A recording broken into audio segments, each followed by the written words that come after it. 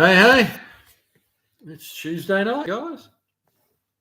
How's everybody doing? Well, here I am on time. How about that? That's pretty good. The live jumped straight on. So that's a good start. What's been happening with everyone? Here we go. There's 10 of you in the room here, so yeah, we got 6 likes already. Well, that's good, isn't it?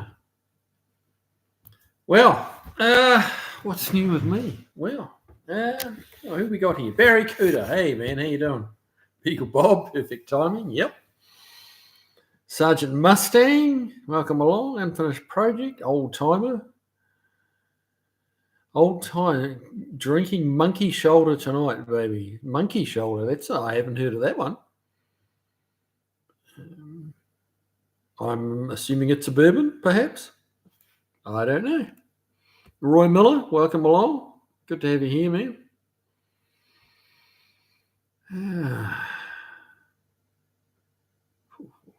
Steve Sadusky, welcome along, buddy. Good to have you here. Straight bullet. Okay, old timer. Monkey shoulder is a scotch, a blend of 3 single malts. Okay. Sounds interesting. Craig Nearing, good to have you here, man. Straight bullet is here. Paul Funk, good evening. Celebrating my birthday next to the Colorado River in Palisade, Colorado, the peach capital of Colorado. Sounds nice, mate. Sounds very good. Brad Eastham from Wellington. We've got a Kiwi viewer. That's good.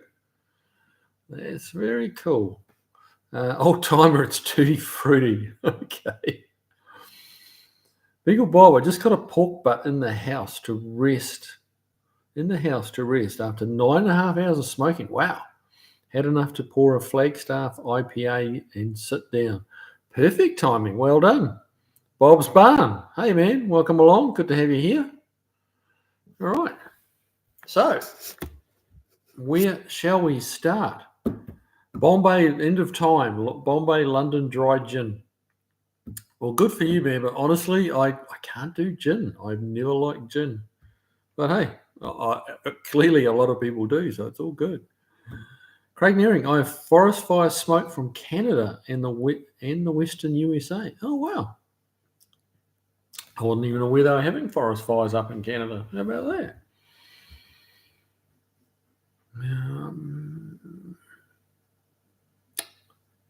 All right. So what's been happening with me? Well, I spent today with my good buddy Kevin Tates.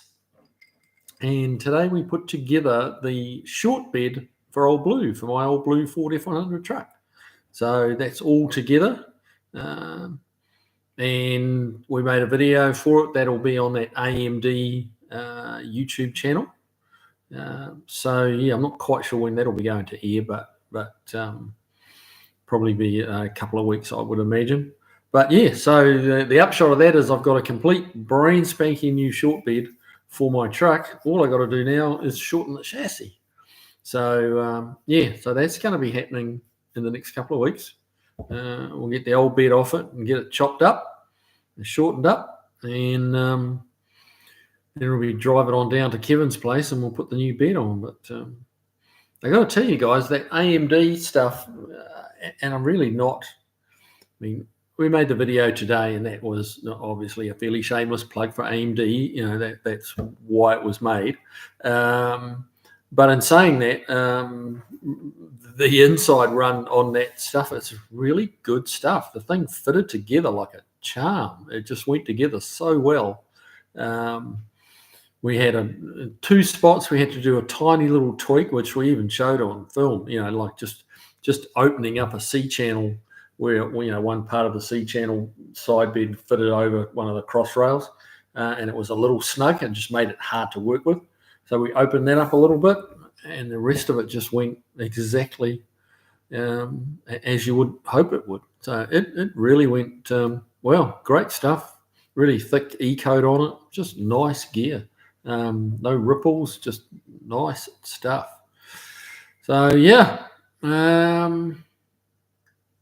Old timer, me too, Craig. No sun all day. Oh, really? I didn't realise that's that. Yeah, well, I don't watch the news very much, so because it's usually all bad. So yeah, I didn't realise that was kind of going on. Stray Bullet, the Colorado River. That is an excellent introduction for tonight's New Zealand automotive history trivia question. There you go. Well, let's wait and see what that is. Craig Nearing, just about all of Canada is on fire. God, I hope not. Paul Funk, last week I drove to the ghost town of Cisco, Utah. It's where the beginning and ending of Vanishing Point was filmed. Oh, I did not know that. Cisco, Utah. Huh. Stray Bullet. Right, tonight's question is suggested by one of the guys from New Zealand. I can't remember which one though. Okay. We're all waiting with bated breath. Brad Eastham. Hey, Kiwi, where's the best place to buy early Plymouth parts in the USA? I've been buying them from Andy Brayburn's or Burbum's, but so expensive. Well, here's one of the things. Mopar stuff is expensive. That's just a fact of life. They're expensive in New Zealand, and, you pay a premium for pretty much anything Mopar here in the States as well. How early is early, Brad? That would be my next question. Steve Sadusky, I've all AMD metal for my Chevelle. Well, mate, yeah, I really don't think you'll be disappointed with it. It was really good stuff. Yeah. Stray Bullet, pretty dramatic tonight. Yes, you are being fairly dramatic tonight. So, we're all waiting for this brain teaser.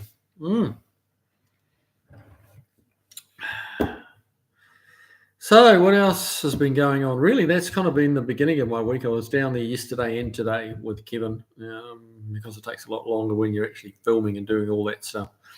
We figured we could have actually put that bed together in a day pretty comfortably. So, yeah. Old timer, unpopular opinion. Aussie cars are not very good looking. Ooh, I think they designed them to resemble the duck-billed platypus. Just my unpopular opinion. Well, yeah, that is going to be a little unpopular, mate.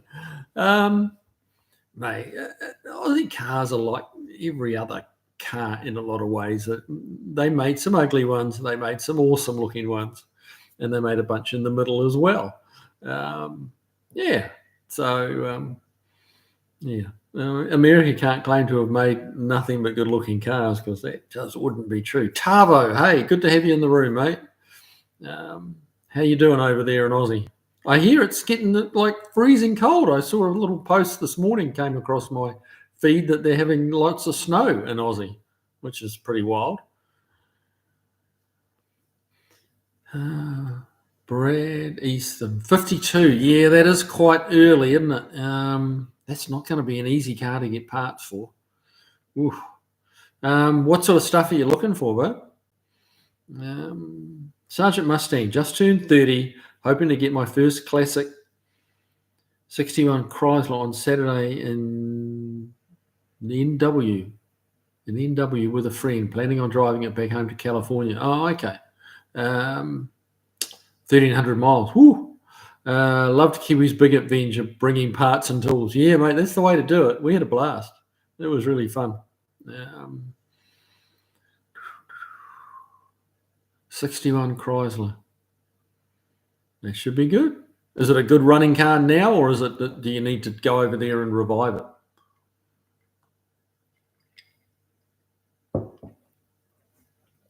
Not new to car stuff. I've been reaching on my Crown Vic for 10 years now. Oh, well, yeah.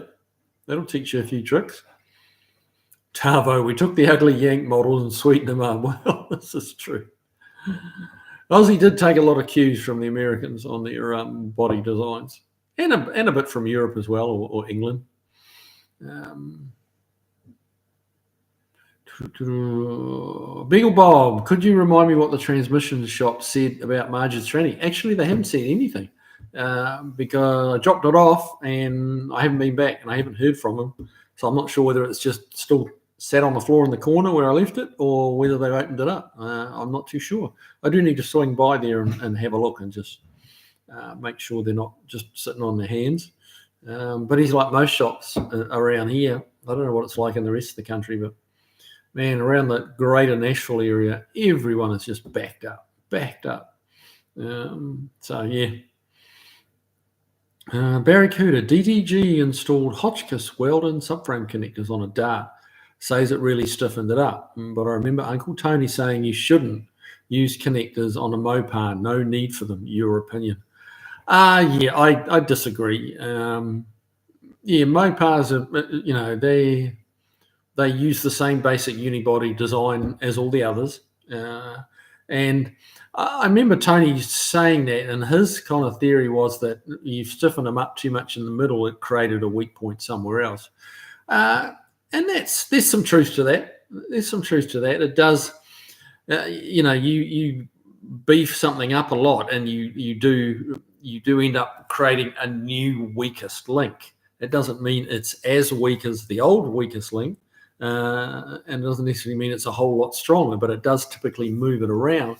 When you put subframe connectors in, you've got to make sure that everything else is, up to scratch as well, and need to really have a close look and figure out, where the next weakest link is going to be. But to say that a Mopar, because it's a Mopar, doesn't need strengthening up is pretty optimistic.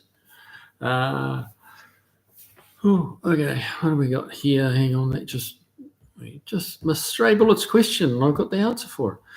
Don's Manufactory, hello from sunny, warm PDX. Welcome along, man. What New Zealander developed the first modern jet boat? Hamilton. I can't remember his first name. Was it Bruce Hamilton? No, I'm guessing a bit, to be honest.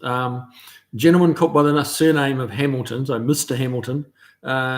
He invented the first modern jet boat for use in all the plan was so he could use it or people could use it in the rivers in New Zealand. Without having propellers hanging down and hitting the rocks in the rapids and stuff like that. Yeah. Old timer, true, Kiwi, but America did make the 67 Shelby, the 69 Roadrunner, and the 69 Z28. Yes, you did. It's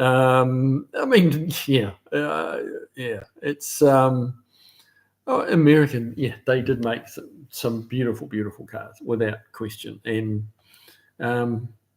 some that have really stood the test of time, like the three you mentioned. They're classic automobiles. At a world-class level, there's a lot of cars around, but those are certainly up in that group of front runners, along with some of the European stuff and all the different manufacturers. Absolutely. Peel Pop, Sergeant Mustang, have you got it running, or is 11 years the matching number? Ooh. That's a good question. Tava, over in Victoria and parts of New South Wales, they get snow around now. I just get a 1/4 inch of ice on the cars outside. Ooh. Well, yes, that's a lot of ice.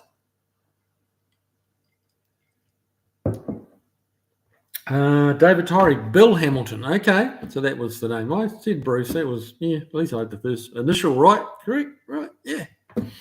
Phil Buckley, good morning / evening, everyone. Yes, well, good morning, evening to you, sir. Welcome along. Paul Fuck, and put the steering wheel on the wrong side. Yeah, well, that's an argument that's never ever going to be solved, isn't it? Like which side of the car should the steering wheel be on? That will never be won, that argument. Timothy Arno, I just showed up. How's Large Marge, or did you already say? No, actually, well, we talked about her transmission. No, she's parked in exactly the same spot she was a week ago. Haven't touched her. Been trying to get a little bit done on the Alpine and get a video made on the Alpine and kind of tell you what we're up to there. As well as, building a bed for my truck, and the list goes on. Michael Davis, hi Kiwi, curious, do you work on British cars at all? A little bit, yeah, a little bit. But it's, I am more familiar with the American stuff. But I mean, years ago I had an MGB, and yeah, I've had I've had a few British cars over the years and worked on them. So we don't get that many British cars around Nashville. A handful of MGBs, not a lot else. Obviously got the little Sunbeam Alpine, which is British, but not a lot. It's pretty thin on the ground. Quite a bit of European stuff. Renaults and Volvos and stuff. Bit of a stretch saying quite a bit, but more European, like non-English. I mean, England's part of Europe, but yeah, a lot of the other brands like the French and German and stuff like that, rather than English.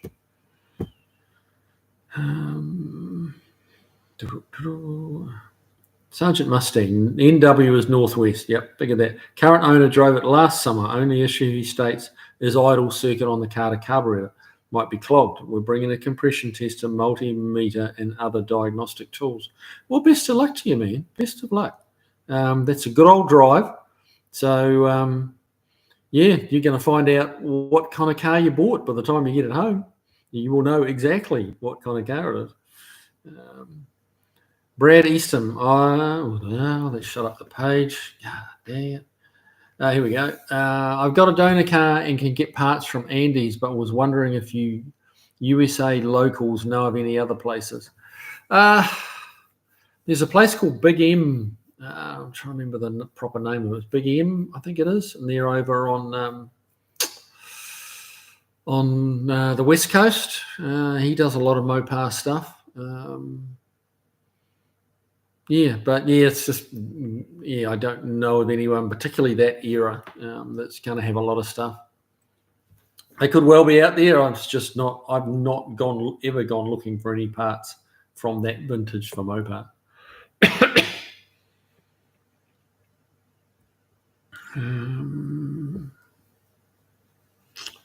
Sergeant Mustang. Luckily, I bought it running, and it has remained that way since. I've replaced a few items on it over the years. It's been a great car. Crown Vic's a pretty good car. Pretty good car. Stray Bullet. Sir William. Oh, he did get knighted. That's right. Yeah, Sir William Hamilton or Bill Hamilton. Yeah, that's right.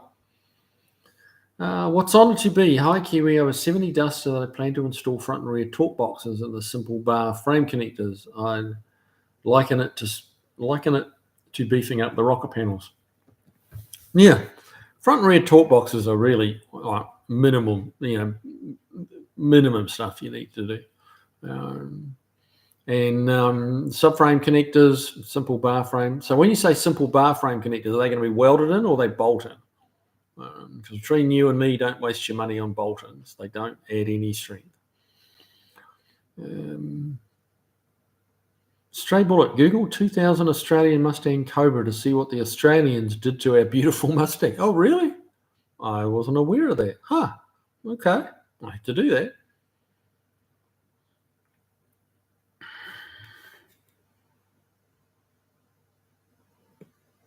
Tavo, just check the weather app. Only got down to -1, which is about 30 degrees Fahrenheit overnight. Warmer now, 5 degrees, which is still bloody cold. Barracuda, they should all be right-hand drive worldwide. Yeah. I'm trying to think who has the most, which is one more popular than the other, left and right. I'm probably going to say right-handers a little bit. Most of Europe's left-hand drive, but like Russia's right-hand drive, England's right-hand drive, Singapore, China, I think, is right-hand drive, Australia, New Zealand. Yeah, the list goes on. Beagle Bob, I showed my wife a bit of the video of Steve's Chevy in case she thought 2.5 years was a long time for a car to be in project status. Well, yeah, Steve's has been a while, but he has had a couple of kids in the meantime, and that put that car very much on the back burner. But his kids are getting fairly big now, not sort of quite so expensive.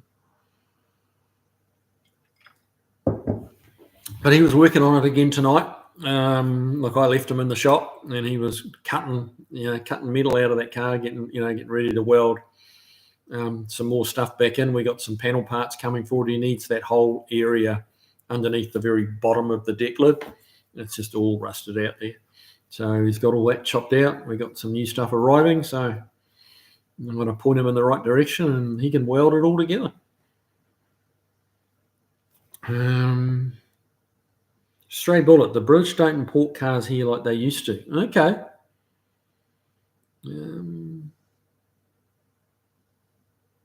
Barracuda, Spring's not far away, Tava. Mate, I'm looking forward to autumn to get away from this heat.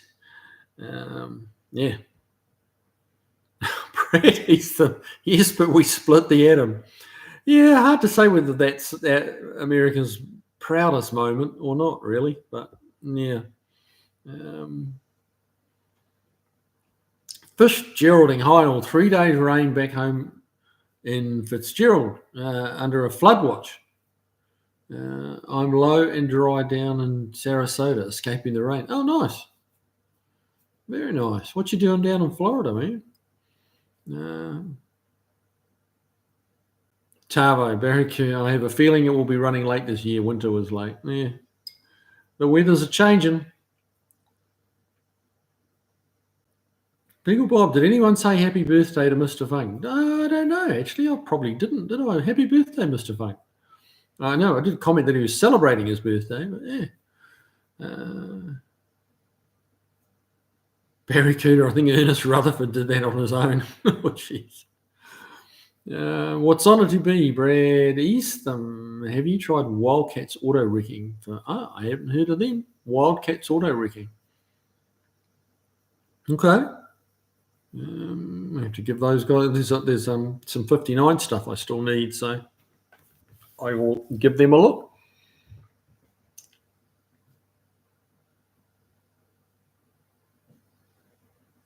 Tava, after all these decades, I found out yesterday our Valiant Utes had front and rear torque boxes, not on any other body. Interesting.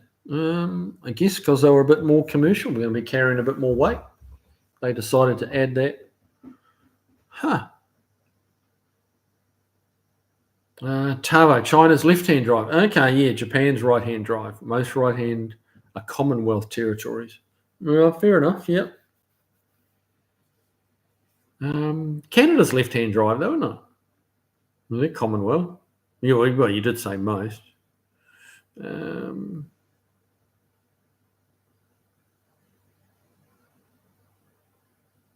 Right, Canada there we go. Canada the exception, Doe, because they are more like merkins. Oh no. Volfly, welcome along, brother.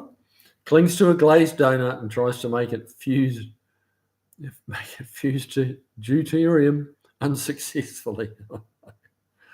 What's on it to be? Kiwi, the subframe connectors are Hotchkiss Weldon type. Yeah, no, you'll be good with those. That will make a difference to how the car drives. It really will. Those in the torque boxes, yeah. David Tyree, of course, right-hand drive. On the right side, not the wrong side. Well, yes. Barracuda, a New Zealander split the atom. I didn't know that.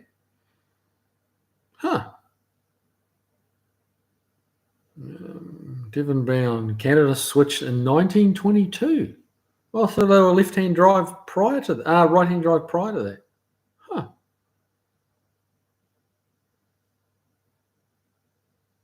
Fitzgeralding, taking my brother from Vero Beach to Sarasota for a medical procedure. Hot here, like home, but dry. Okay. Oh, I hope your brother does well, mate. Hopefully he's okay. Best wishes for that. Steve Sadusky, well, I did it again. Bought another Chevy small block. This makes 6 lined up in the shop now. Ooh, I think I have an addiction problem. Is there such a rehab group called Small Blocks Anonymous? Hey, nobody asked about my shirt. I mean, you probably didn't see it because I've been down out of camera angle. This is what my dear Mrs. Kiwi got me. Yes. I think she's trying to tell me something. This just arrived the other day, and I'm like, oh, okay, thank you. Yeah. So there you go. That's a lot of small block Chevys for I mean, if they're other people's and you're working on them, that's one thing. But if they're all yours, what on earth are you going to do with that many of them? David Tyree, he was from Wakefield, Neil Nelson. I had no idea. A New Zealander invented the hairpin. Didn't know that either. We've got lots of Kiwi trivia coming in and out tonight. Volfly, nothing wrong with our small block Chev addictions. Good, good shit. Thank you. Steve Sadusky, cool short. Well, thanks, guys. Stray bullet. There's a good question. What are you going to do with all the small blocks, Steve? Barracuda and the electric fence. Wow, we're just full of bright people, aren't we? Like Kiwis. Steve Sadusky, build them for my projects. How many project cars have you got, mate? That sounds like you got more than me.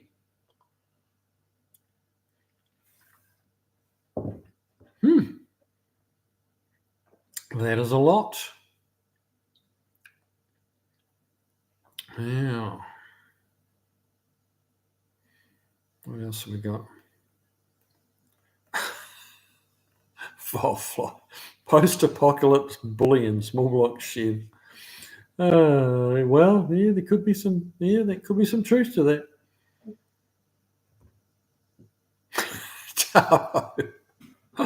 And Aussie was the first to invented. Oh, never mind.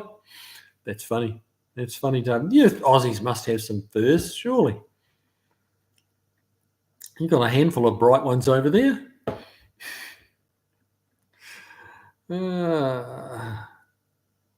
Brad Easton, Rutherford split the atom, Kiwi. Okay. And the tranquilizer rifle, disposable syringe. I'm running out of. Well, Steve Zadusky, I'm running out of real estate for my cars. I bet you are. That's a few cars to have kicking around. You're either a single man or have a very patient wife. I'll give you that.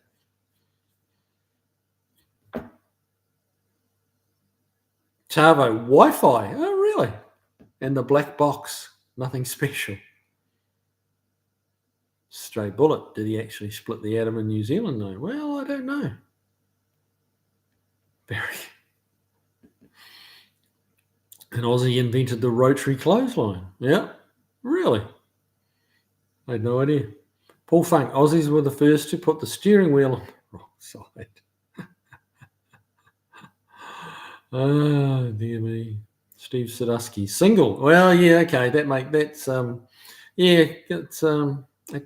can make things a little less complicated, can't it? Now, hopefully it's not the reason you're single, but hey, who knows? The Australians invented the boomerang. Oh, yeah. Yeah, that could cause a few reactions down in Aussie with their Indigenous people who are very possessive about that kind of thing. Fair enough, too. It was the Aborigines that did invent that long before the white man got there.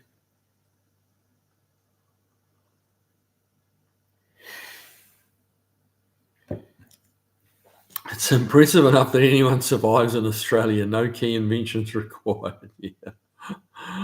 Australia is actually it's the outback of Australia that's a hard place to survive. The rest, the coastline is great.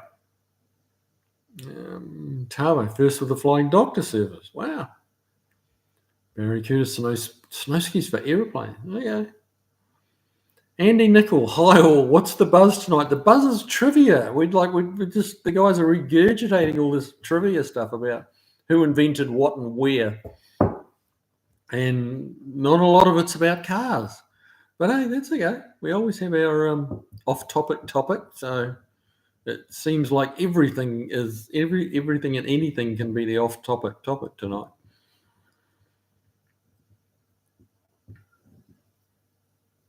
David Tyree, in the 40s, my dad used to make electric fences for my grandfather from Model T coils. Oh, wow. Stray bullet, is that a sore subject in Australia? Yeah, well, I don't know. I mean, Tavo would be a better one to answer that, but yeah, that's it's that typical issue that is had with the indigenous people of countries, and we've got the American Indians here. New Zealand has the Maoris, Australia has the Aborigines. The white men kind of colonised a lot of countries, and took them over as their own. So there's, where who Canada has, who are they? Is it the Eskimos in Canada? I'm not sure. There's a native people in Canada. I probably got it wrong with the Eskimos, but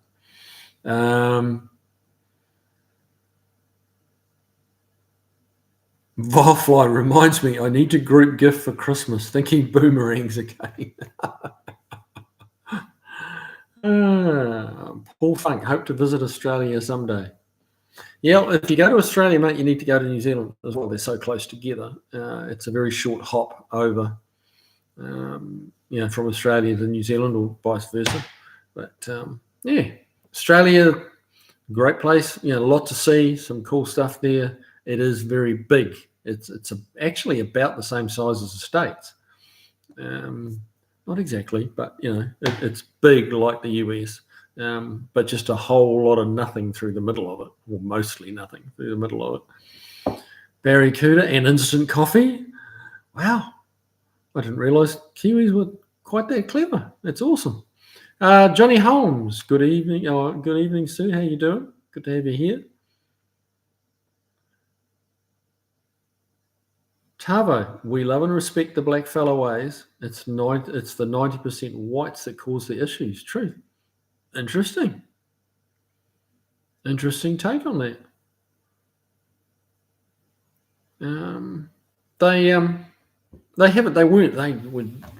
Aborigines were not treated well by the English that came over to Australia. They were not treated well. Some real horror stories, in actual fact. They were not treated well, and some of the stuff that went on. It kind of tops some of the stuff that's gone on here in the States and in other countries. It was pretty bad. It was pretty brutal.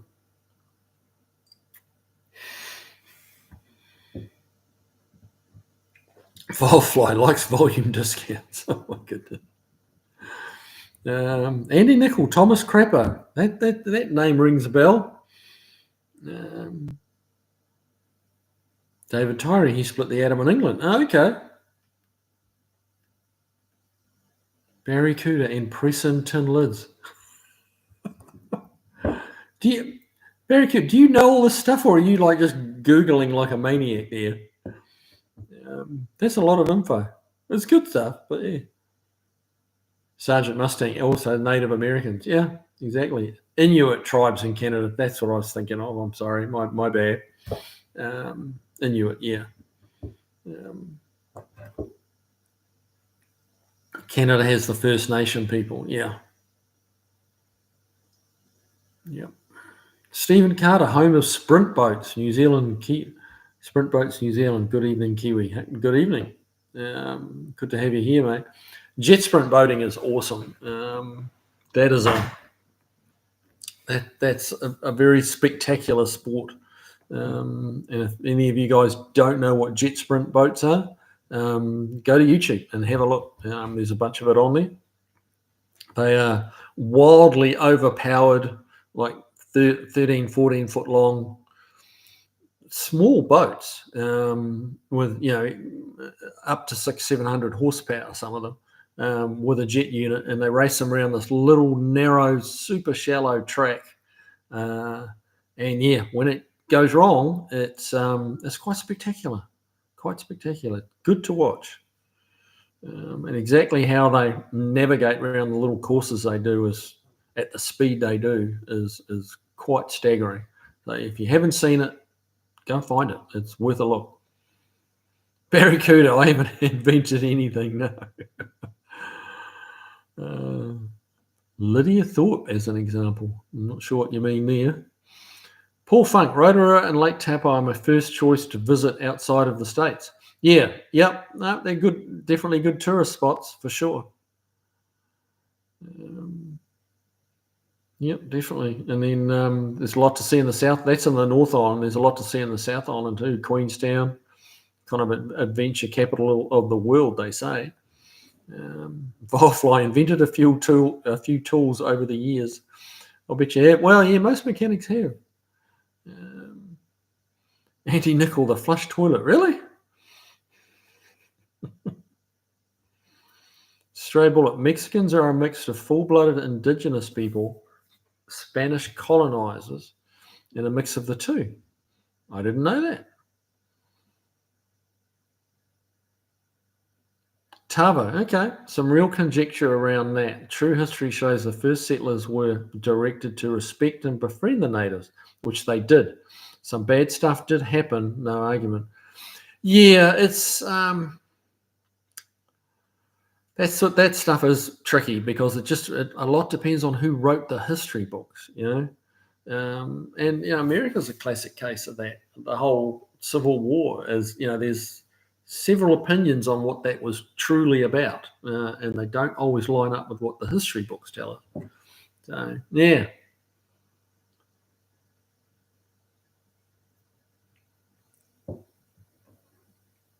Stephen Carter, new track in Idaho this weekend. Was that for jet sprints? Stray bullet makes some Europeans just like us, Sarge. Oh, goodness me. Sergeant Mustang, remember the Mayans, Aztec, Incans, etc. We're all indigenous South Americans. Well, okay. What have we got there? There's a Chippewa reservation on Georgina Island on Lake Simcoe, about 90 minutes north of Toronto. Huh. Went there in the 80s. Wife's family was from Canada. Oh, wow. That's interesting. D-Rec, Deberjack, hey, welcome along. Jet boats are a little like sidecar racing motorcycles. Okay, that's an interesting comparison. Not quite sure I understand that one, but straight bullet, the Spanish had their way with them. So Spanish did a lot of colonizing. They did a lot of exploring way back in the day. Barracuda, I've come up with a paint mixture for striping tires. It stays there. Really? Okay. I want to put some 2.5, 3 inch white sidewalls on Marge. So yeah, talk to me, brother. Phil Buckley, there's a race the other day where famous drivers do a dirt race. Do you know the name of it? No. Can't say I do. Paul Funk, my sister has been all over the South Island when returning from working in Antarctica. Oh, wow. Yeah. Yep. Well, New Zealand's about the closest point of any real population to Antarctica.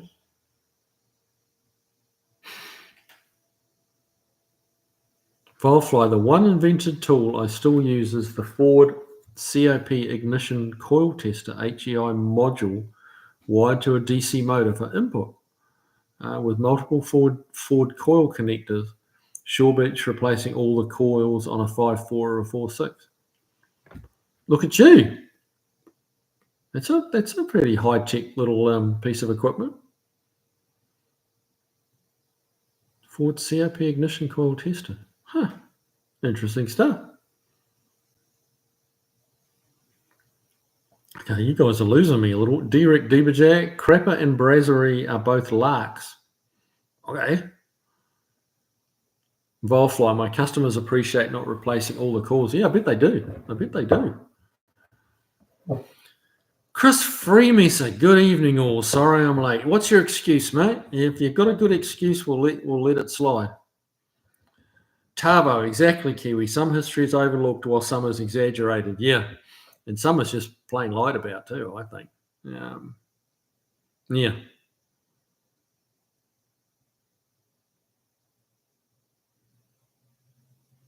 Beagle Bob, all the talk of colonization, we cannot leave out the Romans in Europe, including the British. Yeah, well. D-Rec, don't mention the war. Oh, goodness me. No, we're getting a bit serious there, aren't we?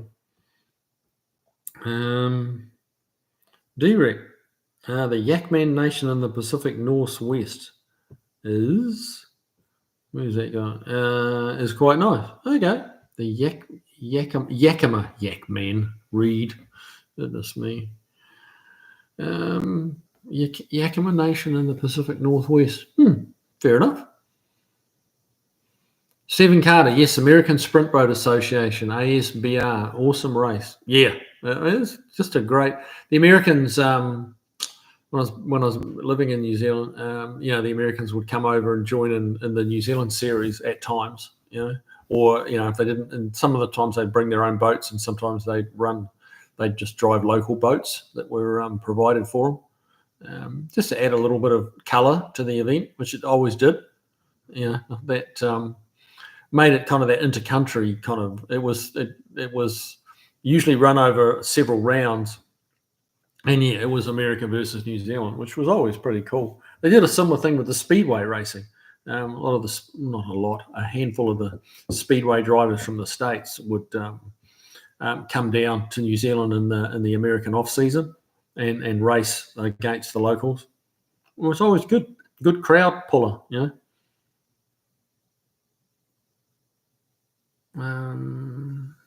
Right. Barracuda, what have the Romans done for us? I don't know. Orgies? Must have done something.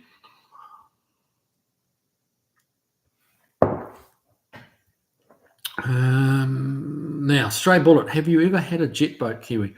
I've had a jet ski. I've had several jet skis over the years, which is a small jet boat. My old man had several jet boats as well. He had a Hamilton jet boat, because Hamilton went on from making just the jet units to making complete boats. And he had a Hamilton jet boat with a 308 Holden on it. So that went quite well.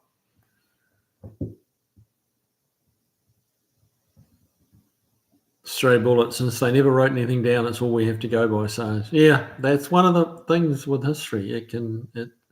A lot of it is just word of mouth, handed down. Angry Shoebox, evening all. Just realised it must be 2:40 p.m. Wednesday in New Zealand. That sounds about right. Yeah. Angry Shoebox. Wait, 11 a.m. Wednesday. They're on the same hour as us, but like not a half-hour difference. Gosh, I'm not sure. Not sure actually. Beagle Bob, what colour interior is Marge going to get? Similar to the Teton turquoise and exterior? I'm not. Yeah, don't know. Haven't really decided on that yet. It's probably going to have quite a bit of grey in it, and yeah, there's got to be some tie-in to the exterior colour, but to exactly what extent, I'm not completely sure yet. It'll be kind of probably once we get the car painted and we can kind of step back and see just what the idea turned out like,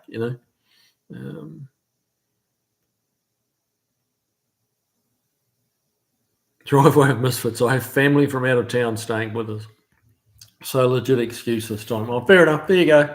Yeah, you get a pass. You get a hall pass on that one. Craig Nearing, I actually was the ballast monkey on a sidecar. Okay. A ported Suzuki 2-stroke 3-cylinder provided the power. Woohoo.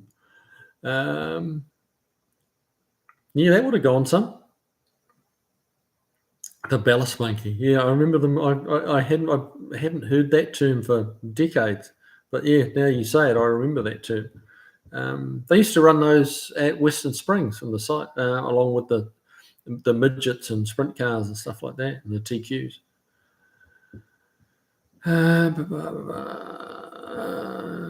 David Tyree, 12:40. Okay. It's not the same time as here. We can say that without any doubt whatsoever.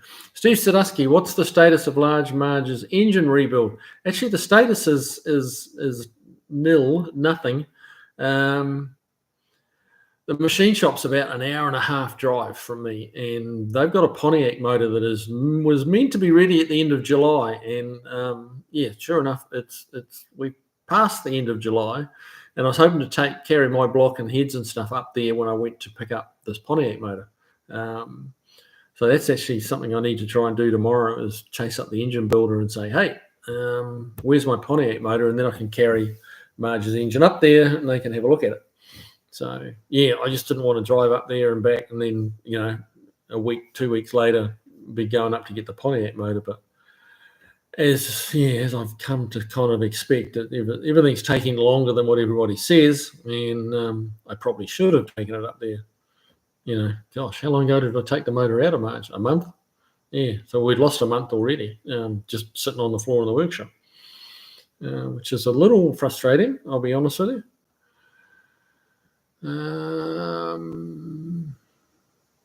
Now,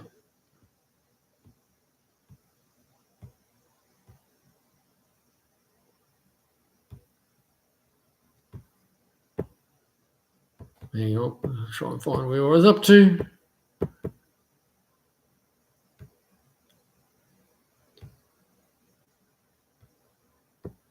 Hang on. There we go. Volfly. My other inventions are obsolete today for you, but useful for yesteryear. Obsolete. Absolute.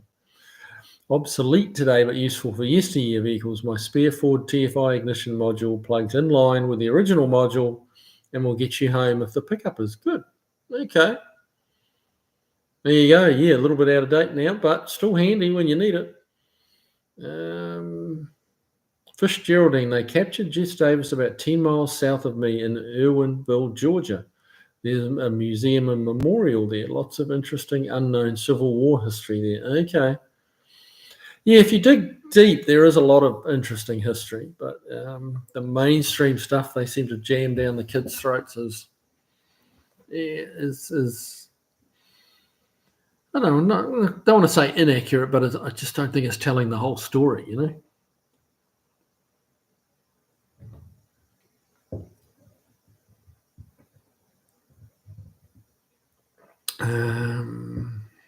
what have we got? Volfly, if it is a Ford module on a heatsink with an ignition module, plug it in. Okay. Josh Homan, welcome along, man.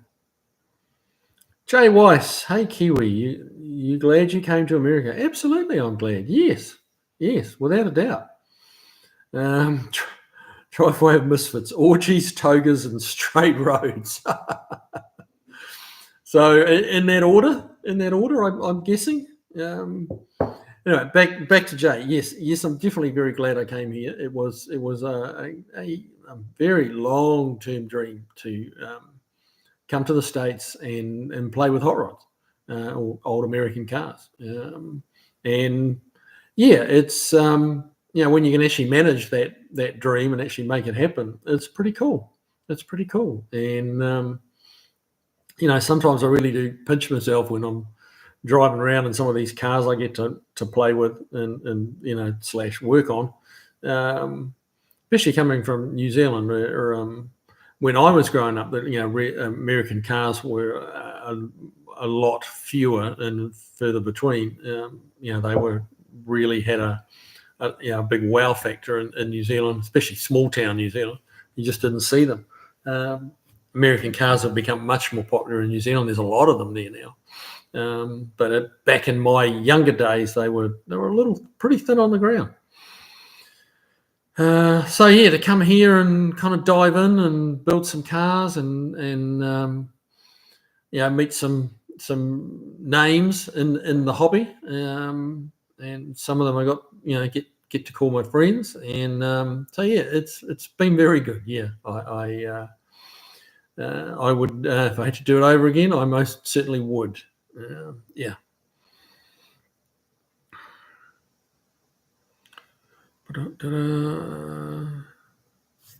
Sergeant Mustang, the Romans had public baths. Oh, I can guess what that's, and lots of nudity. There you go. You see, they're quite the open-minded group, weren't they? The Romans. Josh Homan, good evening to one and all. Welcome along, brother. Stephen Carter, the New Zealand boys were tough this weekend, top draw. Yeah, the Kiwis, they have some good drivers in the jet boating. There's some very good drivers. Some good car drivers as well. as well as boats. So power boats, yachting, cars. We do. It might sound a little bit like I'm blowing my own trumpet, but New Zealand, as a small nation, does tend to, kind of overachieve, really, based on numbers. We do well. We've got Shane Van Gisbergen, dominating and not dominant. He's not dominating in NASCAR yet, but he's certainly in amongst it. Dominated Australian touring cars and has done all kinds of motor racing. We've got Liam Lawson in Formula One, and he's doing pretty well in Formula One. Had a little rocky start to the season this season, but he's solidifying his place. I think he's going to be around for a while in Formula One. Is he a world champion in the making? Not sure. He needs to get better if he's going to be a world champion, but time will tell. But yeah, New Zealand puts out some good sports people, really.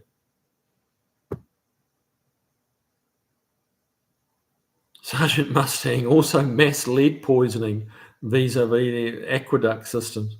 Yeah. They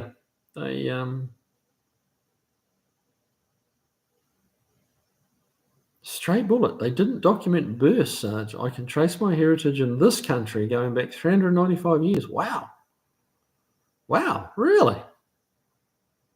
That's a long way. You, Bob, Romans are responsible for plumbing or something useless. Well, just remember that when next time you're sitting down in the smallest room in the house, mate. You got the Romans to thank for it. Angry Shoebox Kiwi, what was your first car? My first car was a Fiat Bambina, one of the original old ones. I think it was an early 60s Fiat Bambina. Horrible little car. But it was as a 15-year-old, it was pretty cool. It had an engine and it moved under its own power. So it ticked all the boxes, really, as a 15-year-old in the 1970s New Zealand. It was a big deal.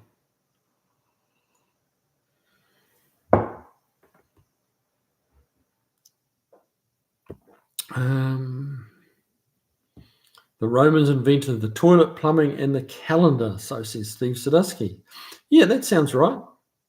I do remember reading, or seeing something somewhere about them creating the calendar. Now, Barracuda, scuff sidewall, mask for stripes, spray with plastic adhesion promoter. Paint is a mixture of base coat and plastic adhesion promoter. I brush it. Huh. Okay.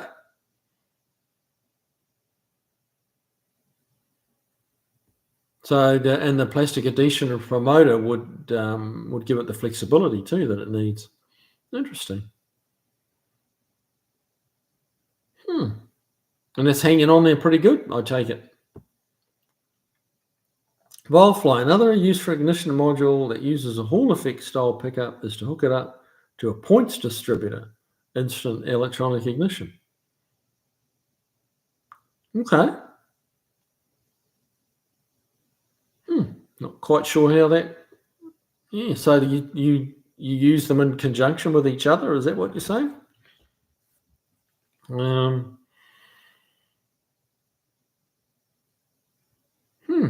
Trying to think how that would work. It sounds interesting. Jay Weiss, Kiwi, do you watch other car-based podcasts on YouTube? Not a lot, I'll be honest with you. One of the down or the negatives, I guess, about doing this stuff, doing the amount of car stuff that I do, 6 days a week, doing a podcast, doing YouTube, is when on the down times, it's you kind of want to do anything but cars. I do enjoy catching the Cold War Motors if he's got a podcast going. but you never quite know when he's going to pop up. And I've missed several of his. I've caught up with a couple of them. He's a guy that just interests me. I like the way he does things. And I like his approach. Like his attitude is appeals. Dead Dog Garage. I've seen little bits and pieces of his, but it's not that Sunday night. I've usually got something else going on, so that doesn't always sort of pan out. So yeah, not a lot really. But yeah, I mean, I enjoy doing the podcast with you guys. I really do. But watching other guys, as I say, like I just want to chill out and watch, just something mind numbing, really, like, a decent action movie or something like that, just to kind of take you away from it all, or some science fiction or something like that, just to go somewhere else completely. But yeah, when you're doing it, car stuff, 6 long days a week, between, the workshop hours and YouTube, you need a Sunday off. You really do. Stray Bullet. William Hamilton and his team were the first and only ones to ever take a jet boat up the Colorado River through the Grand Canyon. I think they used around 2,500 gallons of gas to do it. Good Lord. Wow.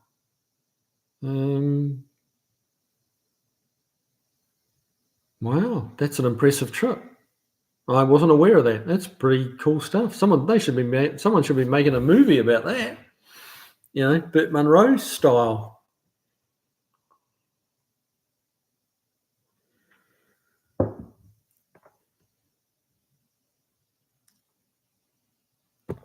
Direct Jack. They do make fake white wall donut that you can add to most tires for much.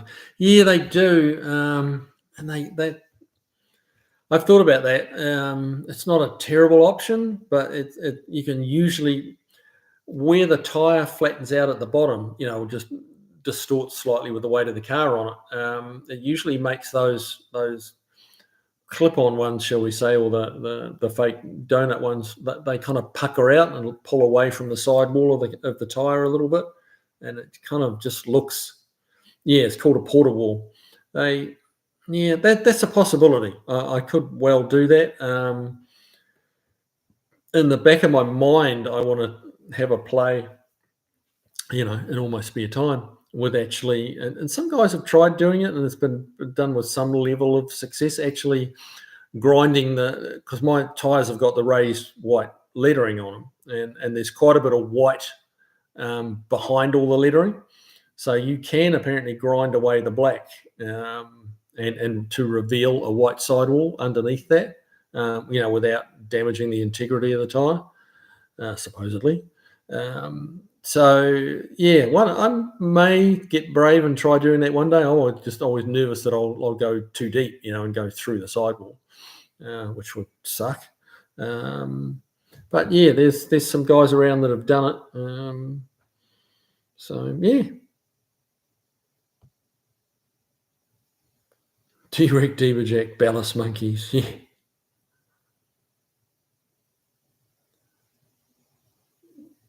What's that?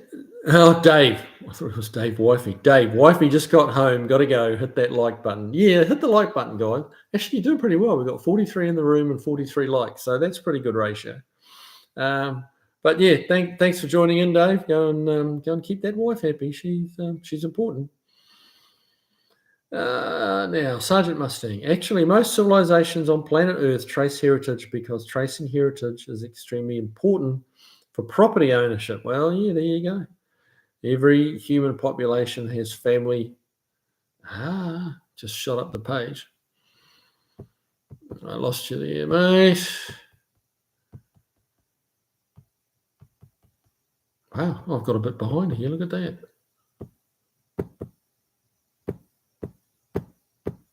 Oh, I got quite a way behind. I'm going to have to speed up.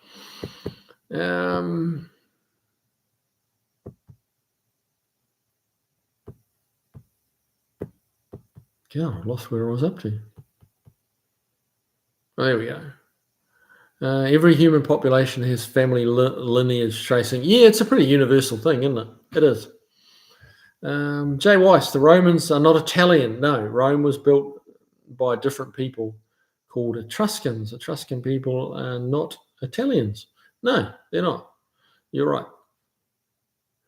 Stephen Carter, what was the original paint color on Mars? Red and white. The red and white that you can kind of see what's left of it is definitely the original paint. Like every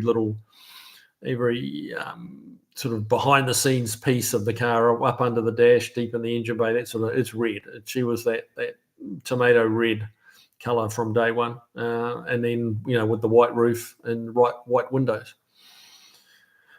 Yeah.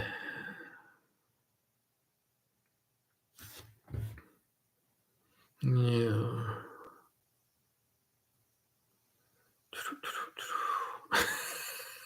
Perry Cooter, what's an orgy? Google it, mate. Google it. See what comes up.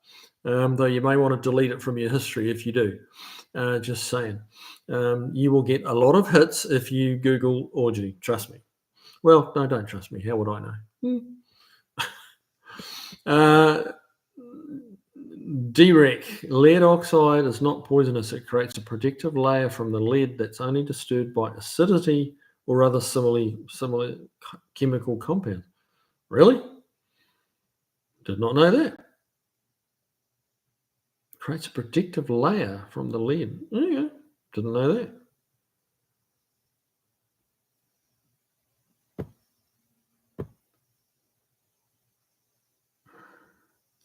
What's on it to be? Kiwi came across and might consider purchasing a 68 Mustang with a 289 2-barrel auto with console. Looks like light yellow paint, GT wheels, front discs, reverse C stripe, exhaust rebalance. Yeah, fastback or coupe, mate. Nice car, good driving cars. GT wheels, front. Yeah, that ticks most of the boxes, mate.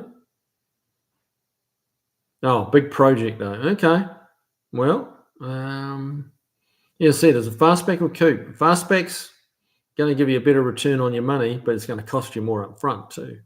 But the old coupes are catching up. It's not everybody that can afford a fastback anymore. They're decent fastback will cost you 80 grand without too much difficulty at all. An absolute basket case will cost you somewhere between 15 to 20, which is insane in my mind. But hey, it's what people are asking. I'm not sure whether they're selling them for that, to be fair. What's on it? It's a coupe. Yeah. Okay.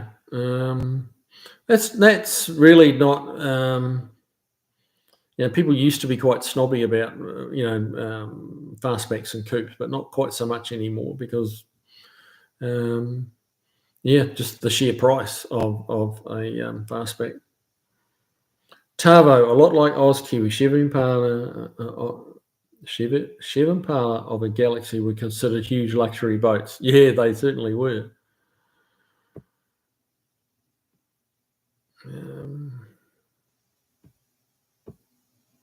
Angry Shoebox. Holden's and Australian Fords always looked American sized to me. Just a little smaller, maybe 3/4 sized, aka Commodore versus Impala. Yeah, that's probably fair. The Impala was a big body. Impala's a big car. It was probably more, Commodore was probably more Chevelle or Nova sized, really.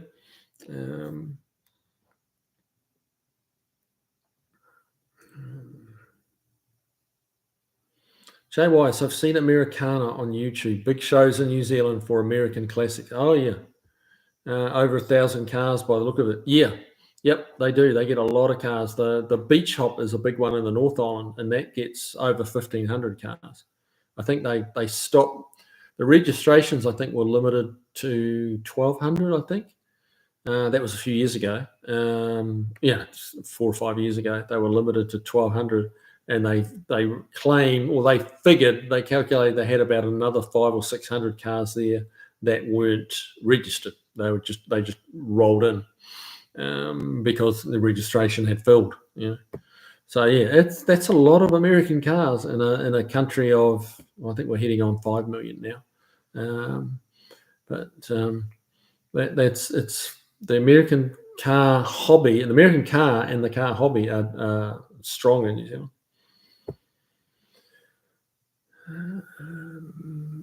Volfly, you're referring to the Ford spare module or the coil tester. Use the coil tester anytime I do a tune-up. There you go.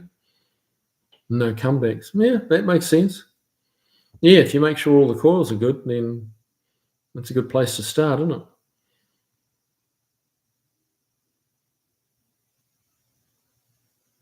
Sergeant Mustang. Yeah, I must admit, guys, that this whole ethnic thing is getting a little serious. And yeah, we try not to be too serious here. So yeah, let's tread lightly there, guys, and be respectful. That'd be good. I'm not saying, I'm pointing any fingers at anybody, but everyone has their opinion, and which they're entitled to. But let's head back towards the automotive side of the conversation, maybe a little more.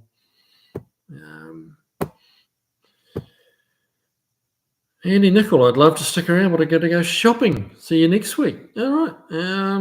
Fair enough. All right. Well, glad to have you here while you were here, mate. Thanks for popping in. And yeah, we'll see you next week. Wildfly flinches at shopping. Yeah, well, wonder what he's shopping for.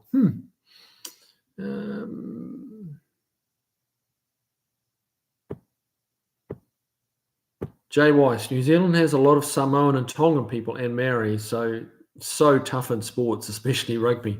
Yes, big boys, and tough. Yeah, and good people too. For the most part, like everybody, like for the most part, people are good. David Tyree, Bruce McLaren, Denny Holm, and Chris Amon. Yes, 3 top-level racing drivers. Bruce McLaren, obviously he created McLaren cars, which are now dominating Formula One, which is always nice to see, even though it is a British-owned firm now. But hey, its roots are in New Zealand. I've said that before here numerous times, but you got to fly your flag, do you?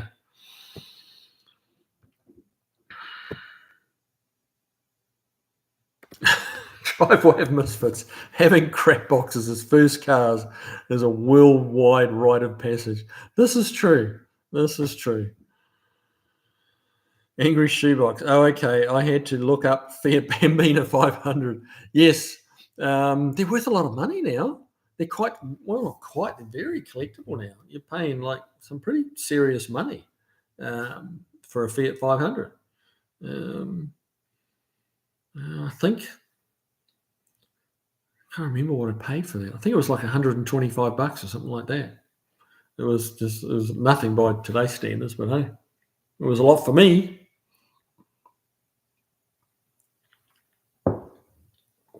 Tavo, my first car was a Hillman Hunter. They were pretty good cars.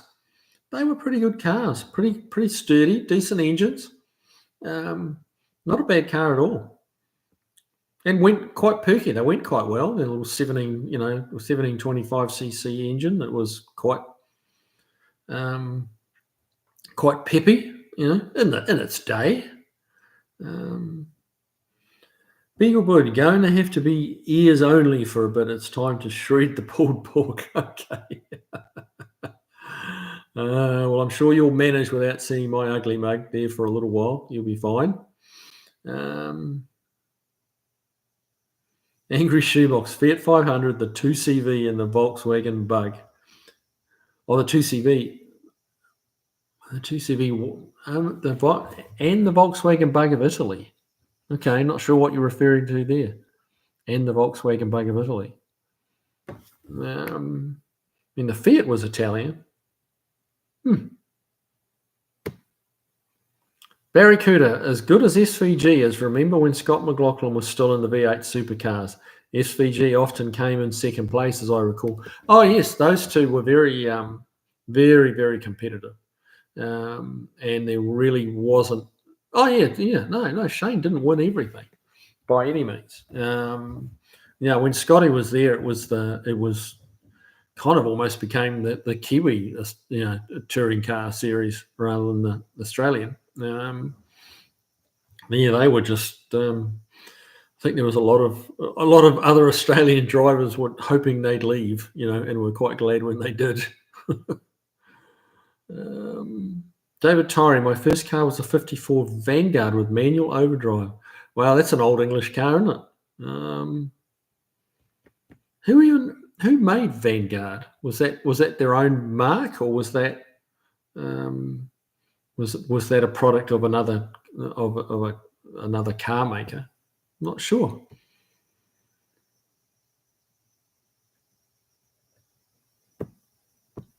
Tavo. Okay, apart from roads, sanitation, aqueduct, education, what have the Romans ever done for us? Oh, dear. Jay Wise, how's the Mopar going? He's working on it, mate. He's working on it.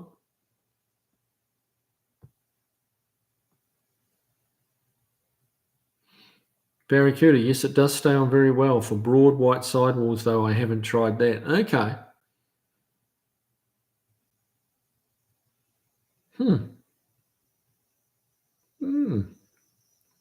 You think it would be any less effective with it on a broad sidewall, Barracuda? I guess it's probably going to have to flex a bit more. But really, it's getting it to stick, isn't it?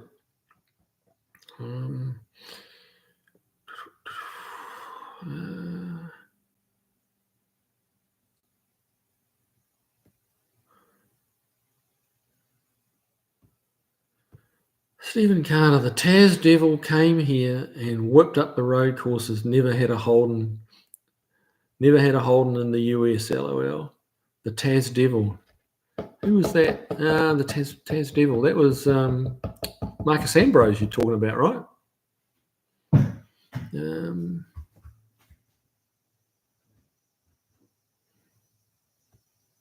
Beagle Bob, the core tester is more of a bench test device. I prefer it since Ford's wiring becomes a bit questionable at times. Helps isolate the problems. You've obviously spent a lot of time on this stuff, Vilefly. You see a lot of them, I take it.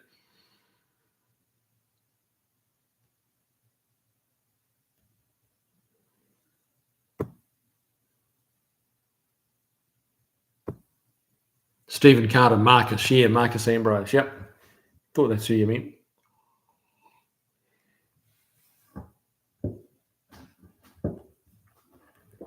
Barracuda, my first car was an AP6 Valiant manual. Challenged to learn in on Dunedin steep streets and heavy traffic. Yeah, I'll bet. Yeah. That'd be fun doing a 3-point turn on one of those hills, wouldn't it? Jay Wash. Oh, there we go. Shot down the page again. Good Lord.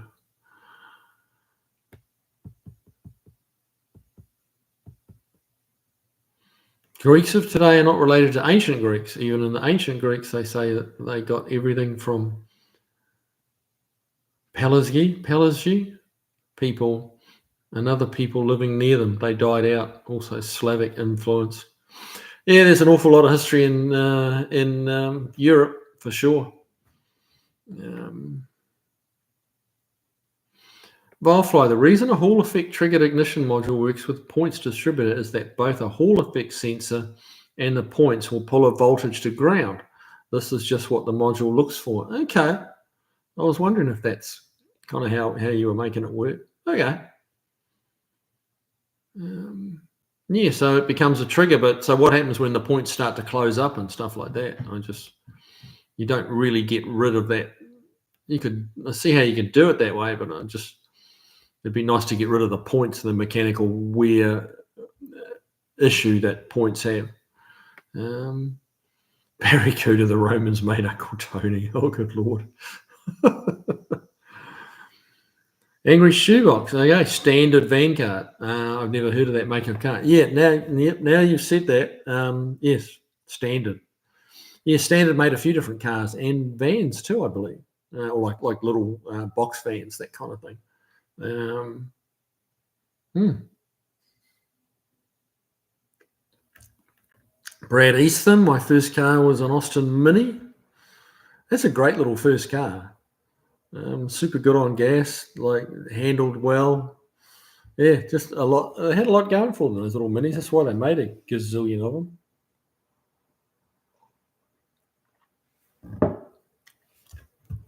Josh Homan, leaders, toxic in any form. Josh, honestly, that's what I thought too.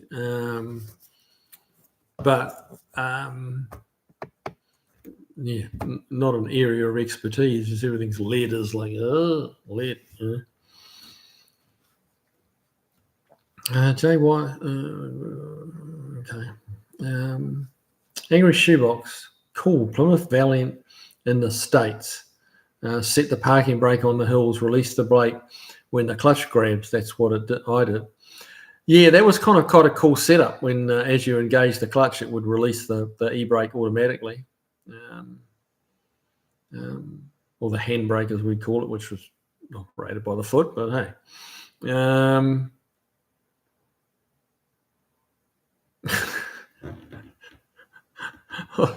Steve Sadusky, Barracuda, an orgy is where everyone gets along. Well, yes, that's a very simplified explanation of it. But yes, I mean, that's accurate. A little simplistic, but accurate. Yes, I'll give you that. Barracuda, much nicer driving a 66 Valiant with a torque flight. Yes, yeah. 66, was that still a push button or was that the first of the column change? Volfly, time to cook dinner. Now, the chef amongst us, cinnamon, brown sugar, and salt brine pork chops. Be right back. Sounds good, mate. Me, I was Mrs. Kiwi's out of town, so I was leftovers tonight. So yeah, so I hope you feel sorry for me.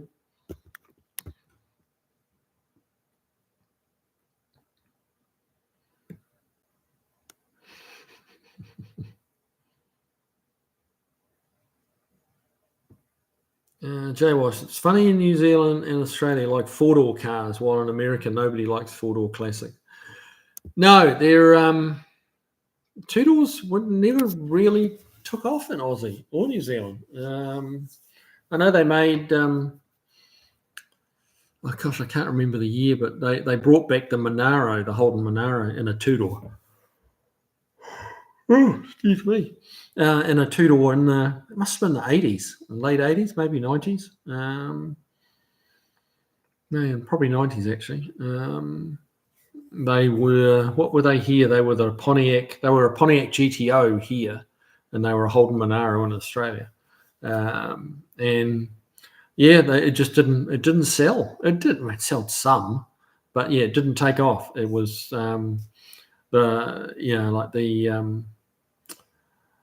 the beefy four doors sold better, like the HSV four doors and the sportier four doors Commodores that they had sold better than the two doors. I thought the two door looked way better, but but then I'm an American car guy, so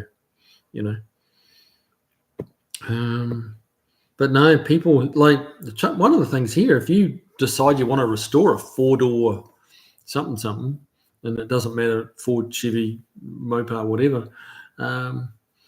That's kind of like a good way to do your money, because it costs just as much to restore a four door as it does a two door, but it's not going to be worth anywhere near as much. So that's part of the reason people stay away from them.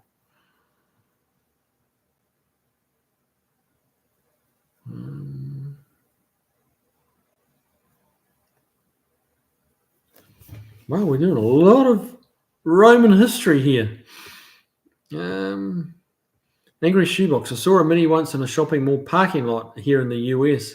This was in early 80s with British number plate. It looked truly tiny.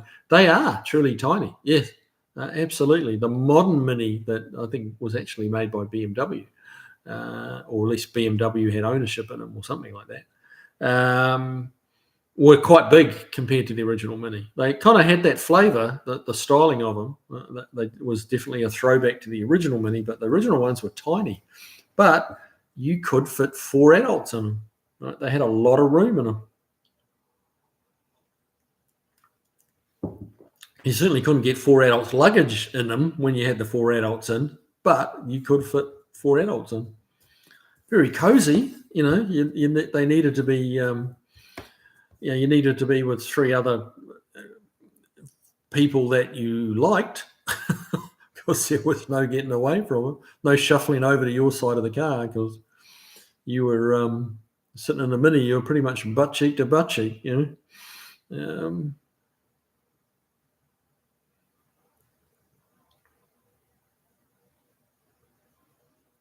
Oh, I see what you're saying. Angry Shoebox. Well, the Fiat 500 was the post World War II people's car of Italy. Yeah, I'm with you now. Sorry, I think I read that. I read it as VW, and you meant, I'm not sure whether you typoed it or I read it wrong, but I thought it said VW. That's what confused me there. Post-war Italy was a mess. They didn't do very well, and they needed some cheap transport, and the Fiat 500 was exactly that.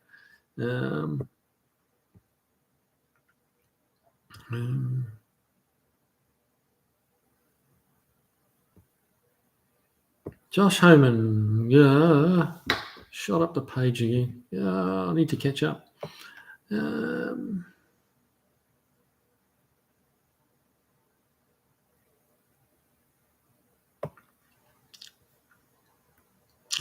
Josh Homan, given how modern cars are these days, it's not just first cars that are crap boxes. Well, yeah, you got a point there.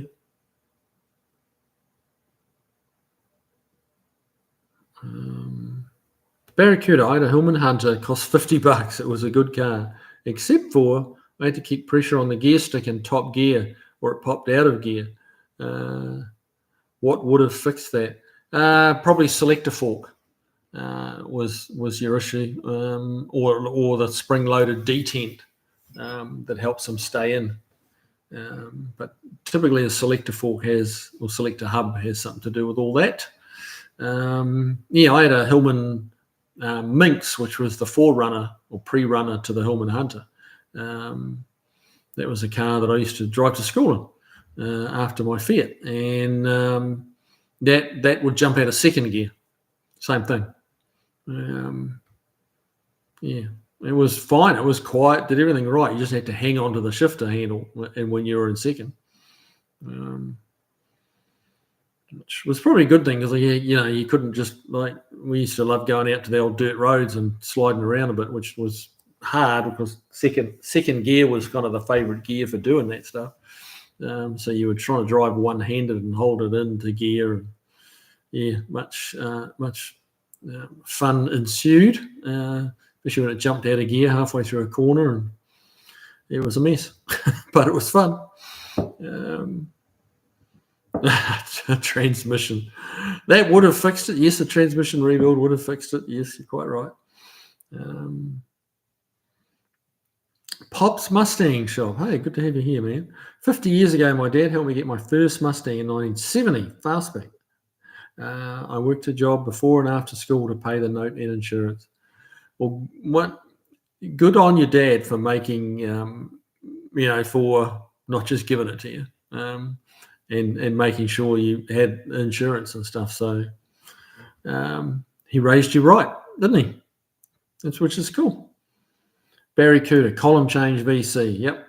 Oh, VC. Yeah. Stray bullet. I had leftover pizza. Well, there you go. I had leftover meatloaf. So, yeah. Pretty good meatloaf, though, to be fair. My wife didn't make the meatloaf. So it's pretty good. Craig Nearing, Austin Minis use bales for tyres. 10-inch wheels, mate. 10-inch diameter rims, anyway. Not overall diameter, but 10-inch rims. Tiny wheels. Less rolling weight. They kind of fell into potholes a little bit, but you can't have everything. Chris Freemesser, leftovers tonight, Kiwi. What's her name? Not going to touch that one.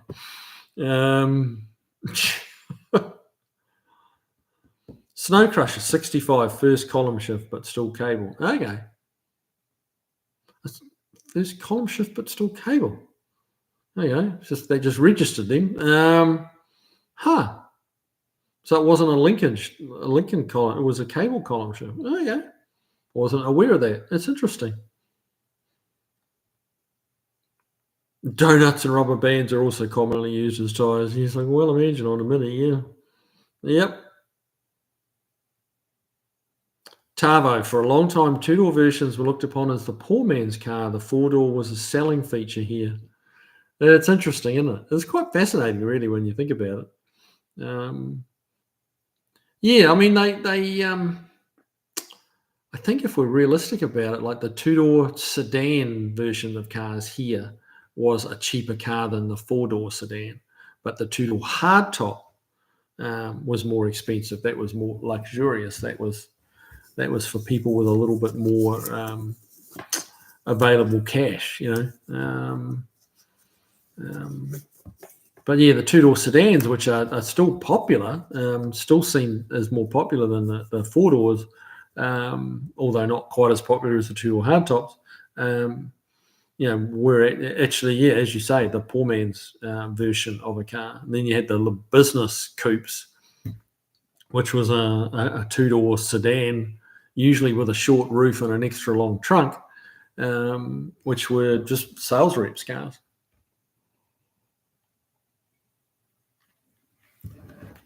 Then we adapted that as normal. Yeah, there you go. It's what the market and the public sort of become adjusted to, isn't it? But my dad was probably a bit like that too. I remember him kind of criticising two-door cars because it was always a pain letting people in and out of the back. Having either the passenger or the driver had to jump out of the seat to allow people into the back. Now, he did say that he also bought a brand spanking new Charger back in, I think when the Charger first came out, whatever year that was. He bought one. I think it was the 265 Hemi. I think it was silver in color, and I think it was a 770. That 770 number sticks with me for some reason. I'm not sure whether that was a Charger number or what. Tavo would know that. But I know we lived in a little wee town of like 10,000 people. And that definitely had a bit of an ooh-ah factor to it back in the day when it was brand new. It was like he was the first one in that little town to get one. And yeah, it was, I mean, it wasn't really a big deal, but it was kind of a little bit of a big deal. Does that make sense? A little bit of a big deal. It's kind of a contradiction in terms, but I hope you get what I mean. Like, it got noticed. Put it that way. Jay Weiss just looked up Monaro. Yes, four-door Commodore is worth more than a two-door Monaro. Model was around 2000. Oh, okay, 2000s. All right, I was off there. Sorry about that.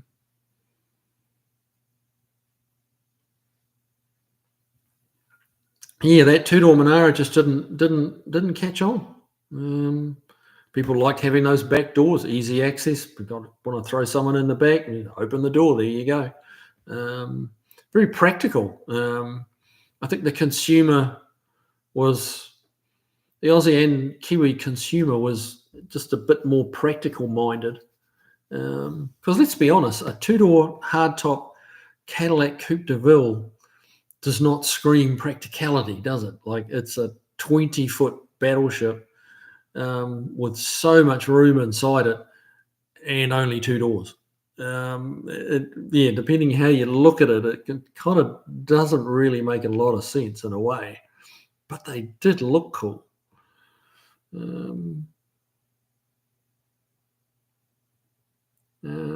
Bill Bob, sounds like everyone gets along riding together in a Mini. Well, you don't have much option. No. Yeah.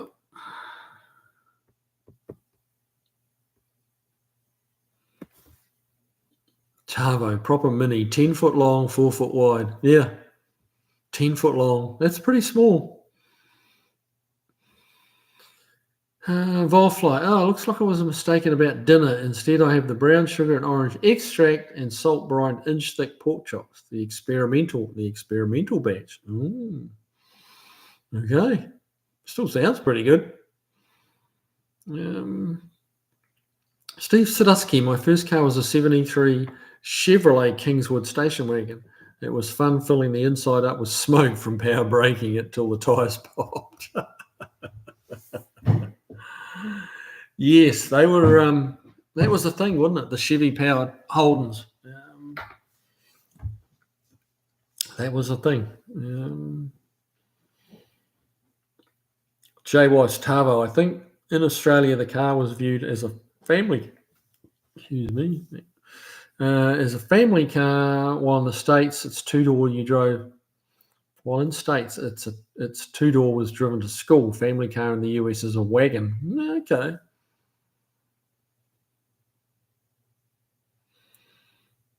Volfly in the '70s was all about the family car in the US. Okay.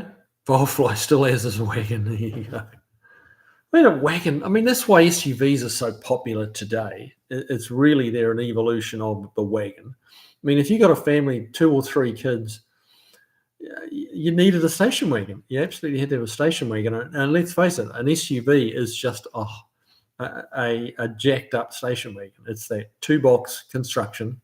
You know, the hood section for 1 box and then 1 box for the rest of it.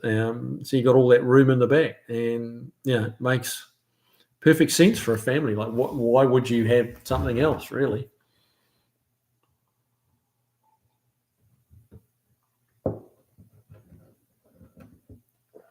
Jay Weiss family car was the wagon in the US. Yeah, like the Griswold wagon. Oh my goodness. 2-door was to drive to school, return vets and salesmen. There you go.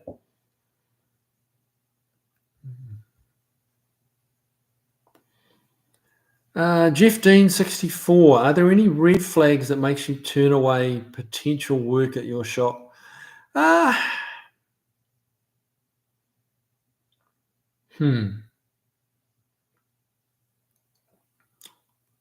trying to think about that.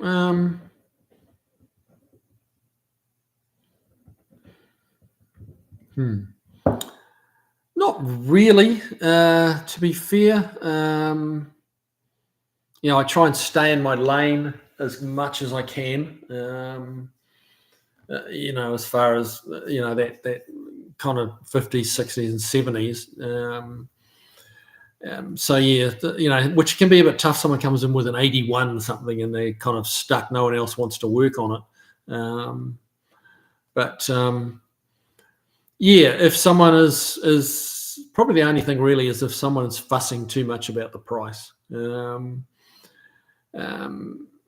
Because that often means that they're wanting to do more than they actually can afford to. So you kind of got to watch out for that.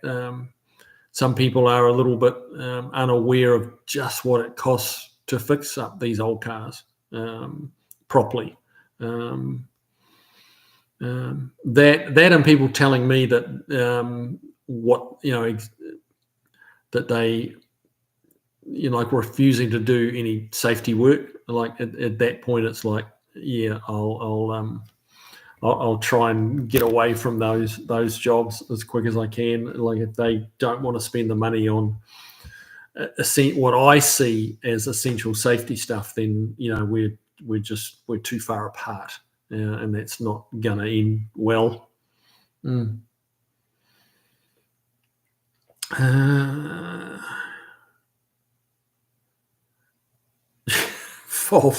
Jeff T. Being unable to park straight. That would cut a lot of customers out. I'm afraid. Yeah. Firefly, I used to have a list I kept on red flags. Jeez.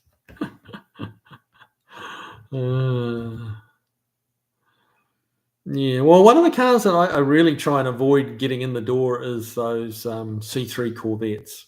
I guess that's a red flag. So that's not really the customer as much as the car. I don't like working on those C3 Corvettes. They're just hard, unnecessarily hard.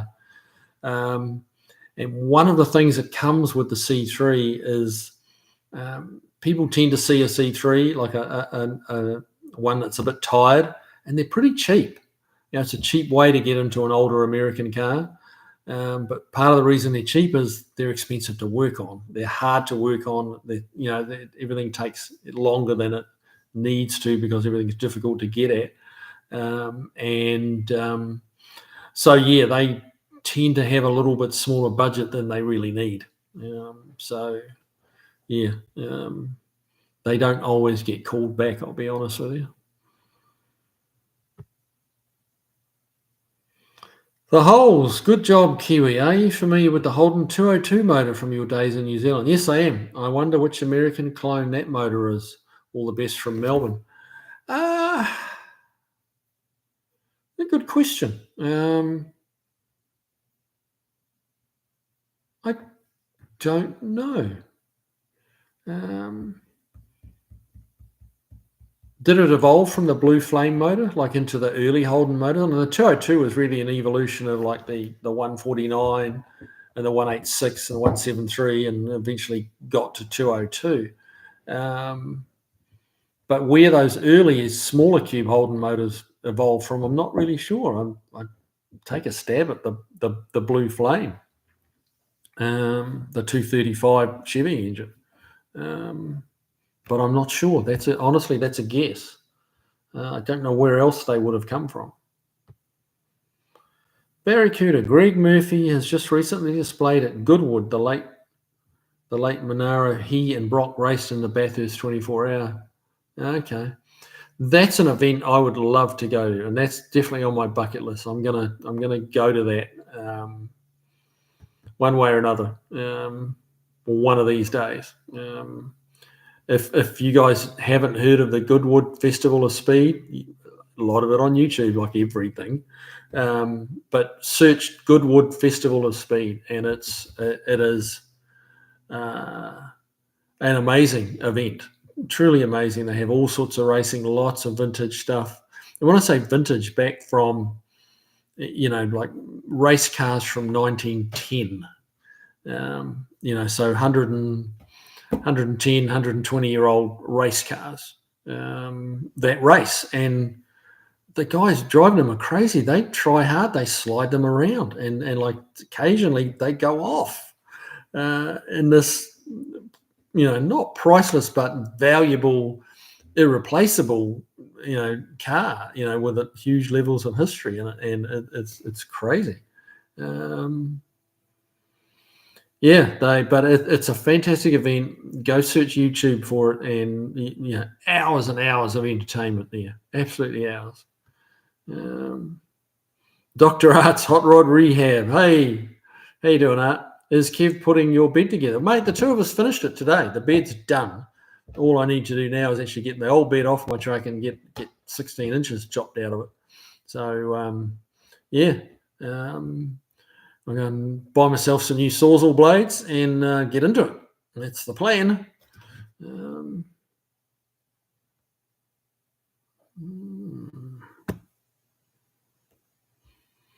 Craig Nearing, I had a 63 VW bus that popped out of gear, so I attached a spring to the shifter. Jay Weiss, do you say trunk or hood or still say boot and bonnet? Yeah, no, I had to adjust to trunk and hood pretty quickly because the locals don't know what you're talking about. Like, you can't ring up the parts place and order a new bonnet because they're like, what? So you when and going back to the Romans, as they say, when in Rome, do as the Romans do. I had to learn to speak American car. An American car is quite different to Aussie Kiwi car and English car. So two similar but dissimilar languages.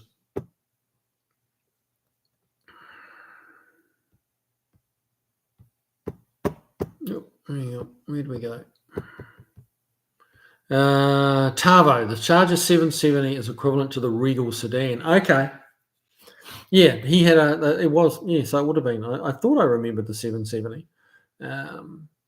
Yeah, he had a Charger 770, and it was that'd be a cool car to. I got it's probably rusted away by now, but that would be a cool car to get my hands on if you could ever track it down again. But um, too long ago. He bought that as a brand new car, had it for a year, and sold it. Bought a wagon for the family. Got tired of me and my sister, always needing to get out of the back for something and them having to get out of the way. He got sick of it.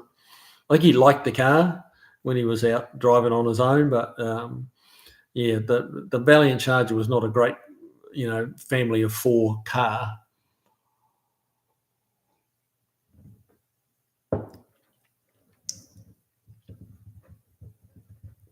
Stray bullet.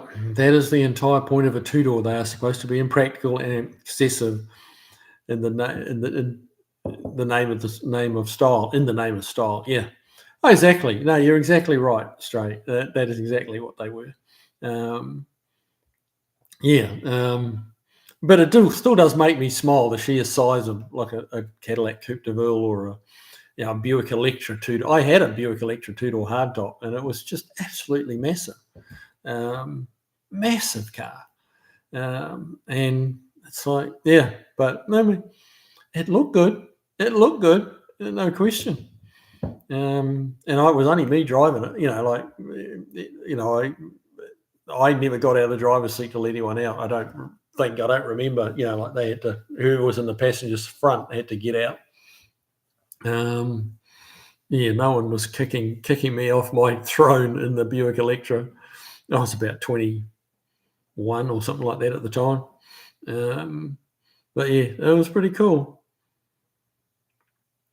My first car was a Snow Crusher. My first car was a 48 Ford. Still have it. Oh, wow, that's really cool.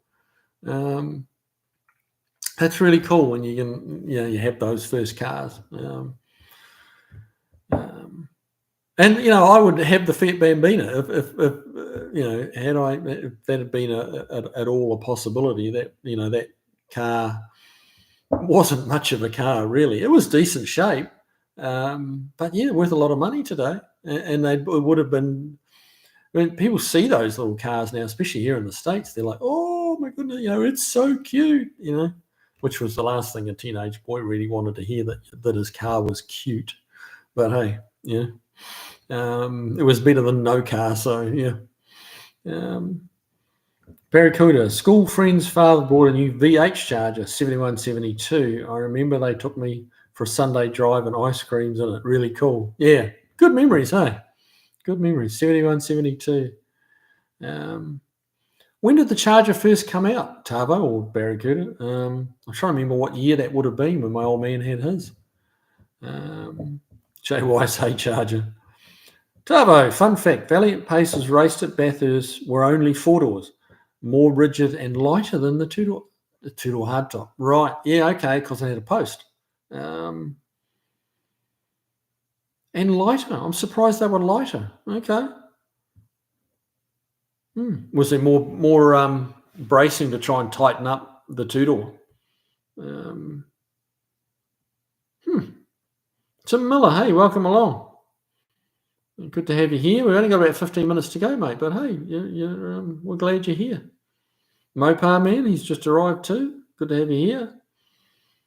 What's on the Kiwi? I think the F-bodies of the same era, C3s, are a better alternative. Yeah, I agree. Much nicer, much more pleasant to work on.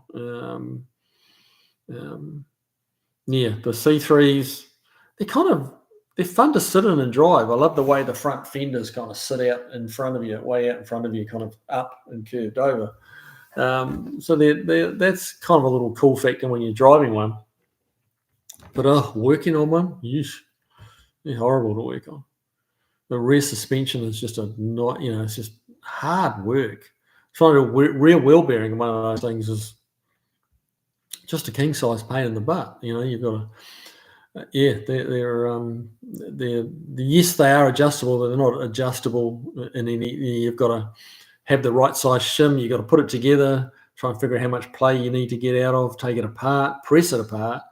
And some guys are making hubs that have been like polished down so that they slide in the bearing without being pressed and stuff like that. So for mock-up, they're just a fight, and usually when you try and figure out what shim you need, you put that in, and you're very lucky if you get it first time. Very, very lucky if you get it first time. So it's just, and usually the wheel bearings are sloppy in them in the rear. Most of the Corvettes I've had through the shop have all got sloppy rear wheel bearings. Probably because they've not been done right in the first place, but hey. But yeah, you don't have that problem with the F-body. Mopar Man, Tavo. Speaking of Valiants, I need to fire up my mum's 65.6 Valiant 4-door 200.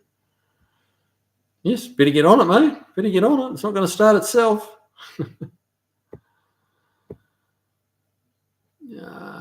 Volfly, not a fan of C3 Corvettes, especially with crossfire injection. No, thanks. No.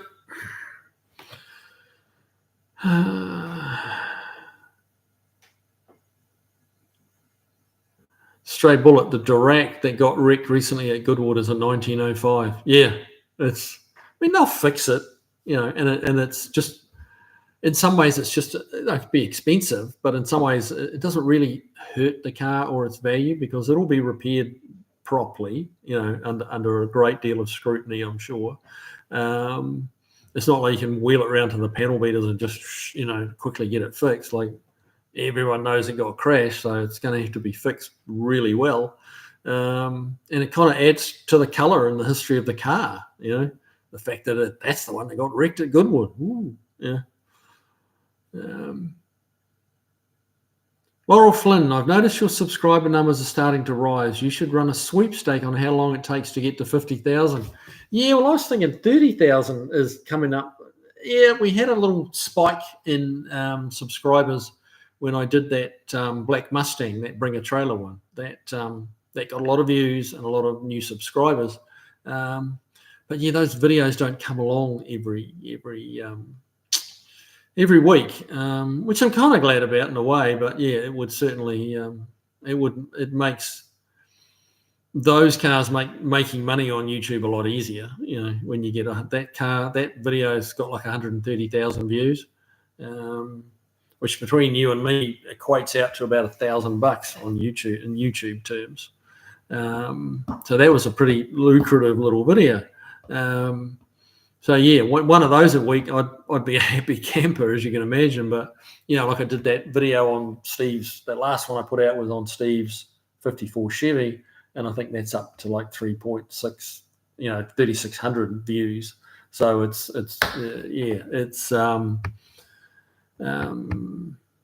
you guys enjoyed it, but it doesn't hit that huge audience like those shock horror videos, so to speak. A shock horror about a beta car, someone paying way too much for a beta car. But yeah, it would be 50,000. I think 50,000. The rate I'm going, 50,000 is going to take a little while, but 30,000 is coming up fast, so that'll be cool. Mopar Man, I'm dissecting a big block thermoquad as Kiwi speaks. I'm going to rebuild it and try it out on my mildly built 318. I currently have a small block one I rebuilt on it. Okay. So what's the difference in CFM, do you think, Mopar Man? Like how much, obviously it came off a big block, but how much bigger is it like CFM, or how much bigger are the throttle blades? Barracuda, in 71, Mum, Dad and I had a holiday on Stewart Island. We had to get a taxi to the house. Taxi was the 56 Plymouth Savoy. The island's only policeman had a Series 2 Land Rover. Oh, good Lord. The island's only policeman. That'd be a lonely job, wouldn't it? On call 24/7. That's crazy. Yeah, New Zealand was a sleepy little place in 1971. Well, I don't think it had even hit 2 million people in the whole of New Zealand around that era. It was, if I remember rightly, it was a kid kind of teenager then. Yeah, we hadn't quite hit 2 million, if memory serves me correctly. Steve Sadusky, I've got to hit the bed all. Great discussion tonight, as always, guys. Take care all. Got to get up at 3. Ouch, 3 o'clock. Yes, you better get to bed, brother. We only got 10 minutes to go anyway, mate, so it's all good. But yeah, thanks for joining in. Appreciate it.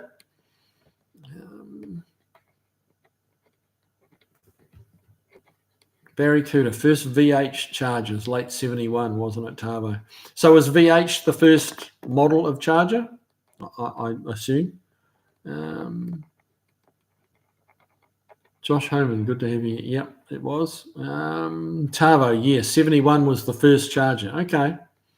So, yeah, that was when my old man had a charger in 1971. So I was 10 years old. It looked pretty cool and pretty out there. It was, that built-in spoiler on the boot lid, or the back of the boot, back of the car, that little factory spoiler. That was like, that was, just being wide-eyed at that. That was amazing. To a 10-year-old.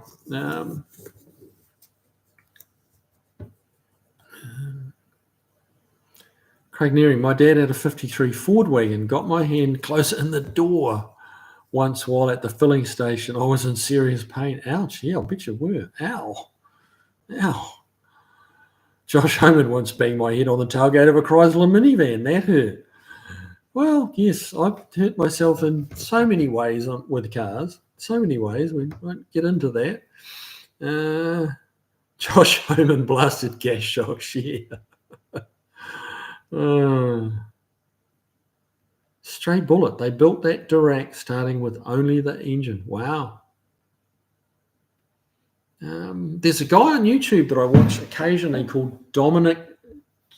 What's his name? Chimania. It's like CHIM. I can't quite remember the spelling on the rest of it, but it's Dominic Chimania, and he's building a Liberty race car using a V12 Liberty airplane engine. And yeah, he found this old Liberty airplane engine laying around the back of somebody's barn or something, and lots of corrosion and stuff like that. And it's a really interesting little YouTube channel. He does a little bit of other stuff where I kind of tune in when he's working on the Liberty race car. He does a bunch of other stuff as well. He's not solely focused on the automotive, but he's doing some neat stuff with this Liberty, and now he's pulling it apart slowly and figuring out how it came apart. He's not an expert, but like he's learning as he goes, which is kind of cool to watch. But he pulled the top end off it, and so this is a 19. If I remember rightly, the engine's like a 1911, 1912 or something. Liberty V12 had roller rockers. Here we're all running around like Ewan and Aaron and showing off about our roller rockers in 2025, and this Liberty airplane engine had them in 1911-ish. I was blown away. They had roller tip rockers. It was like, wow. It was really cool. But yeah, massive long stroke, big capacity engine. I think the engine capacity was like 23 litres. Huge engine. And the engine he's got had gone from a plane and into a boat, and had spent some time in a mahogany boat. And then he's got his hands on it, and he's putting it into he's building a race car. He's using some other type of race car, old, 1910-ish chassis. And yeah, it's kind of neat. It's car stuff, but it's different enough to kind of spark my interest on a Sunday when I'm trying to forget about cars. But that one kind of pulled me in.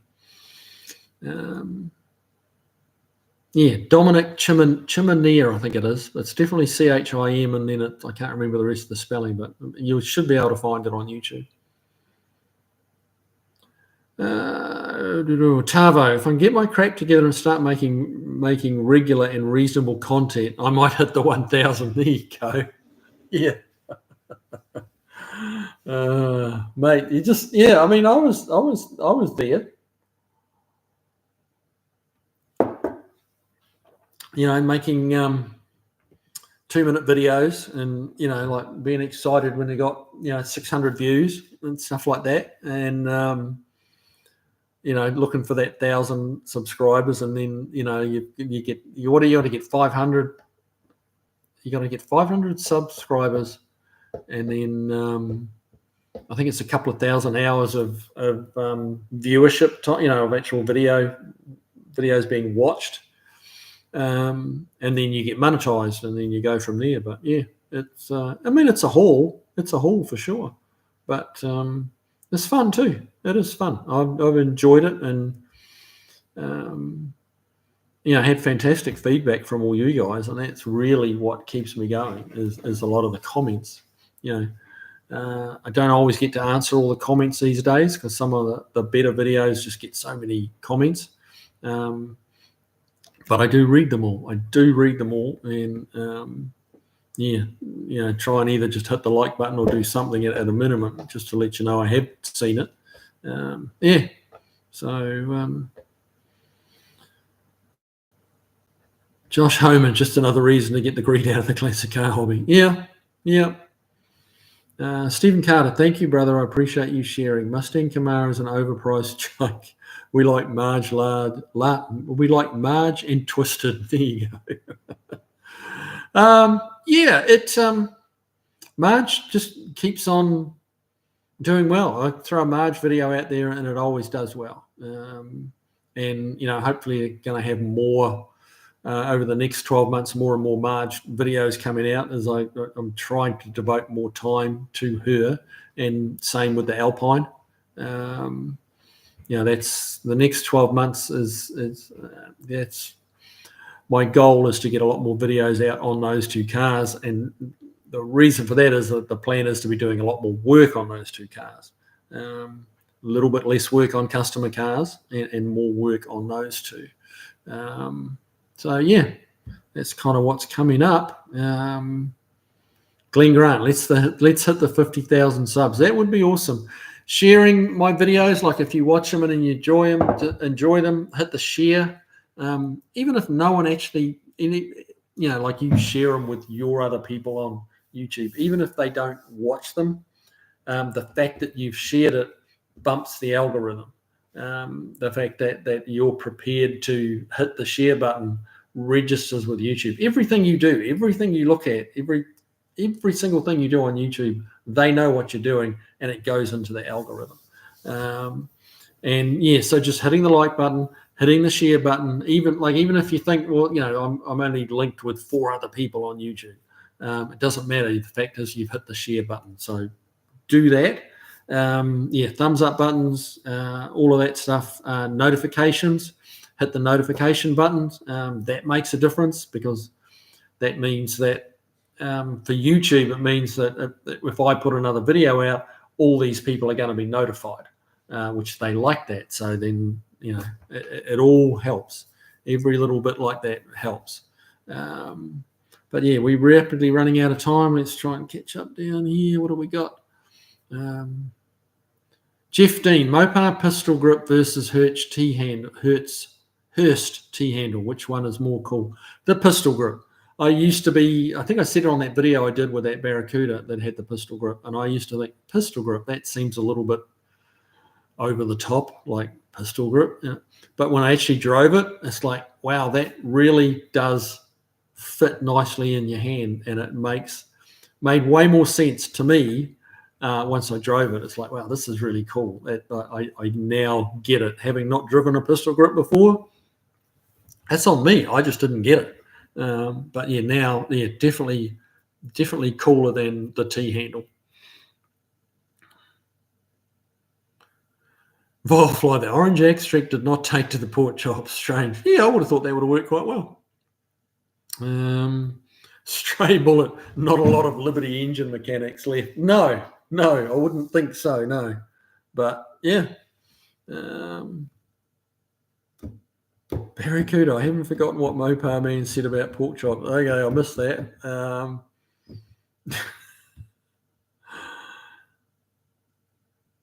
Driveway of Misfits. I think the subscriber level for monetization is 1,000. It's 1,000. Yeah, I mean, honestly, Yeah, I wasn't sure there was 500 or 1,000. Okay, so it probably is 1,000.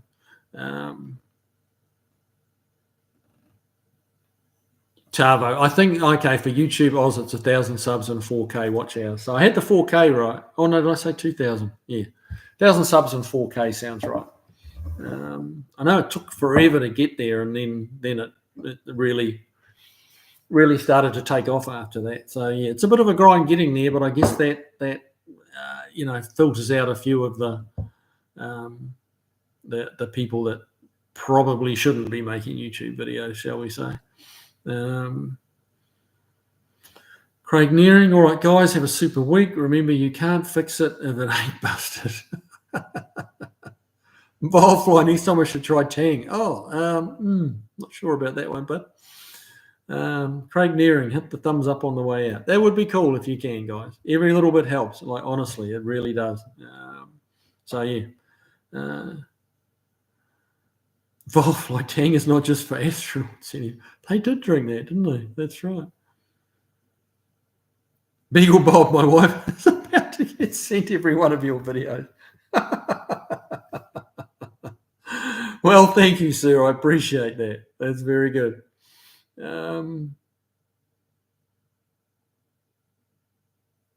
What's on it to be? I like the looks of the inland shifter, but I've heard it isn't so precise. The inland shifter. Not sure what that is, but Stray Bullet, thanks, Kiwi. Thank you, man. Very cute. I had a spring-loaded short throw Mr. Gasket shifter. It worked good. Yeah, some of those ones are really good. Chris Freemesser, good night. Yeah, it's about that time. We're 2 minutes over officially. So, yeah. All right, guys. Well, thanks again for a great night. Had fun. Hope you guys did too. Get out there and work on your cars. It's cooling down. Well, it's already cold in Australia, but it's cooling down here in the States a little bit. So get out there in the garage and play with your toys, man. Play with your toys. That's what it's about. All right, guys. I will see you next week, Tuesday night, 7 p.m. See you then. Bye-bye.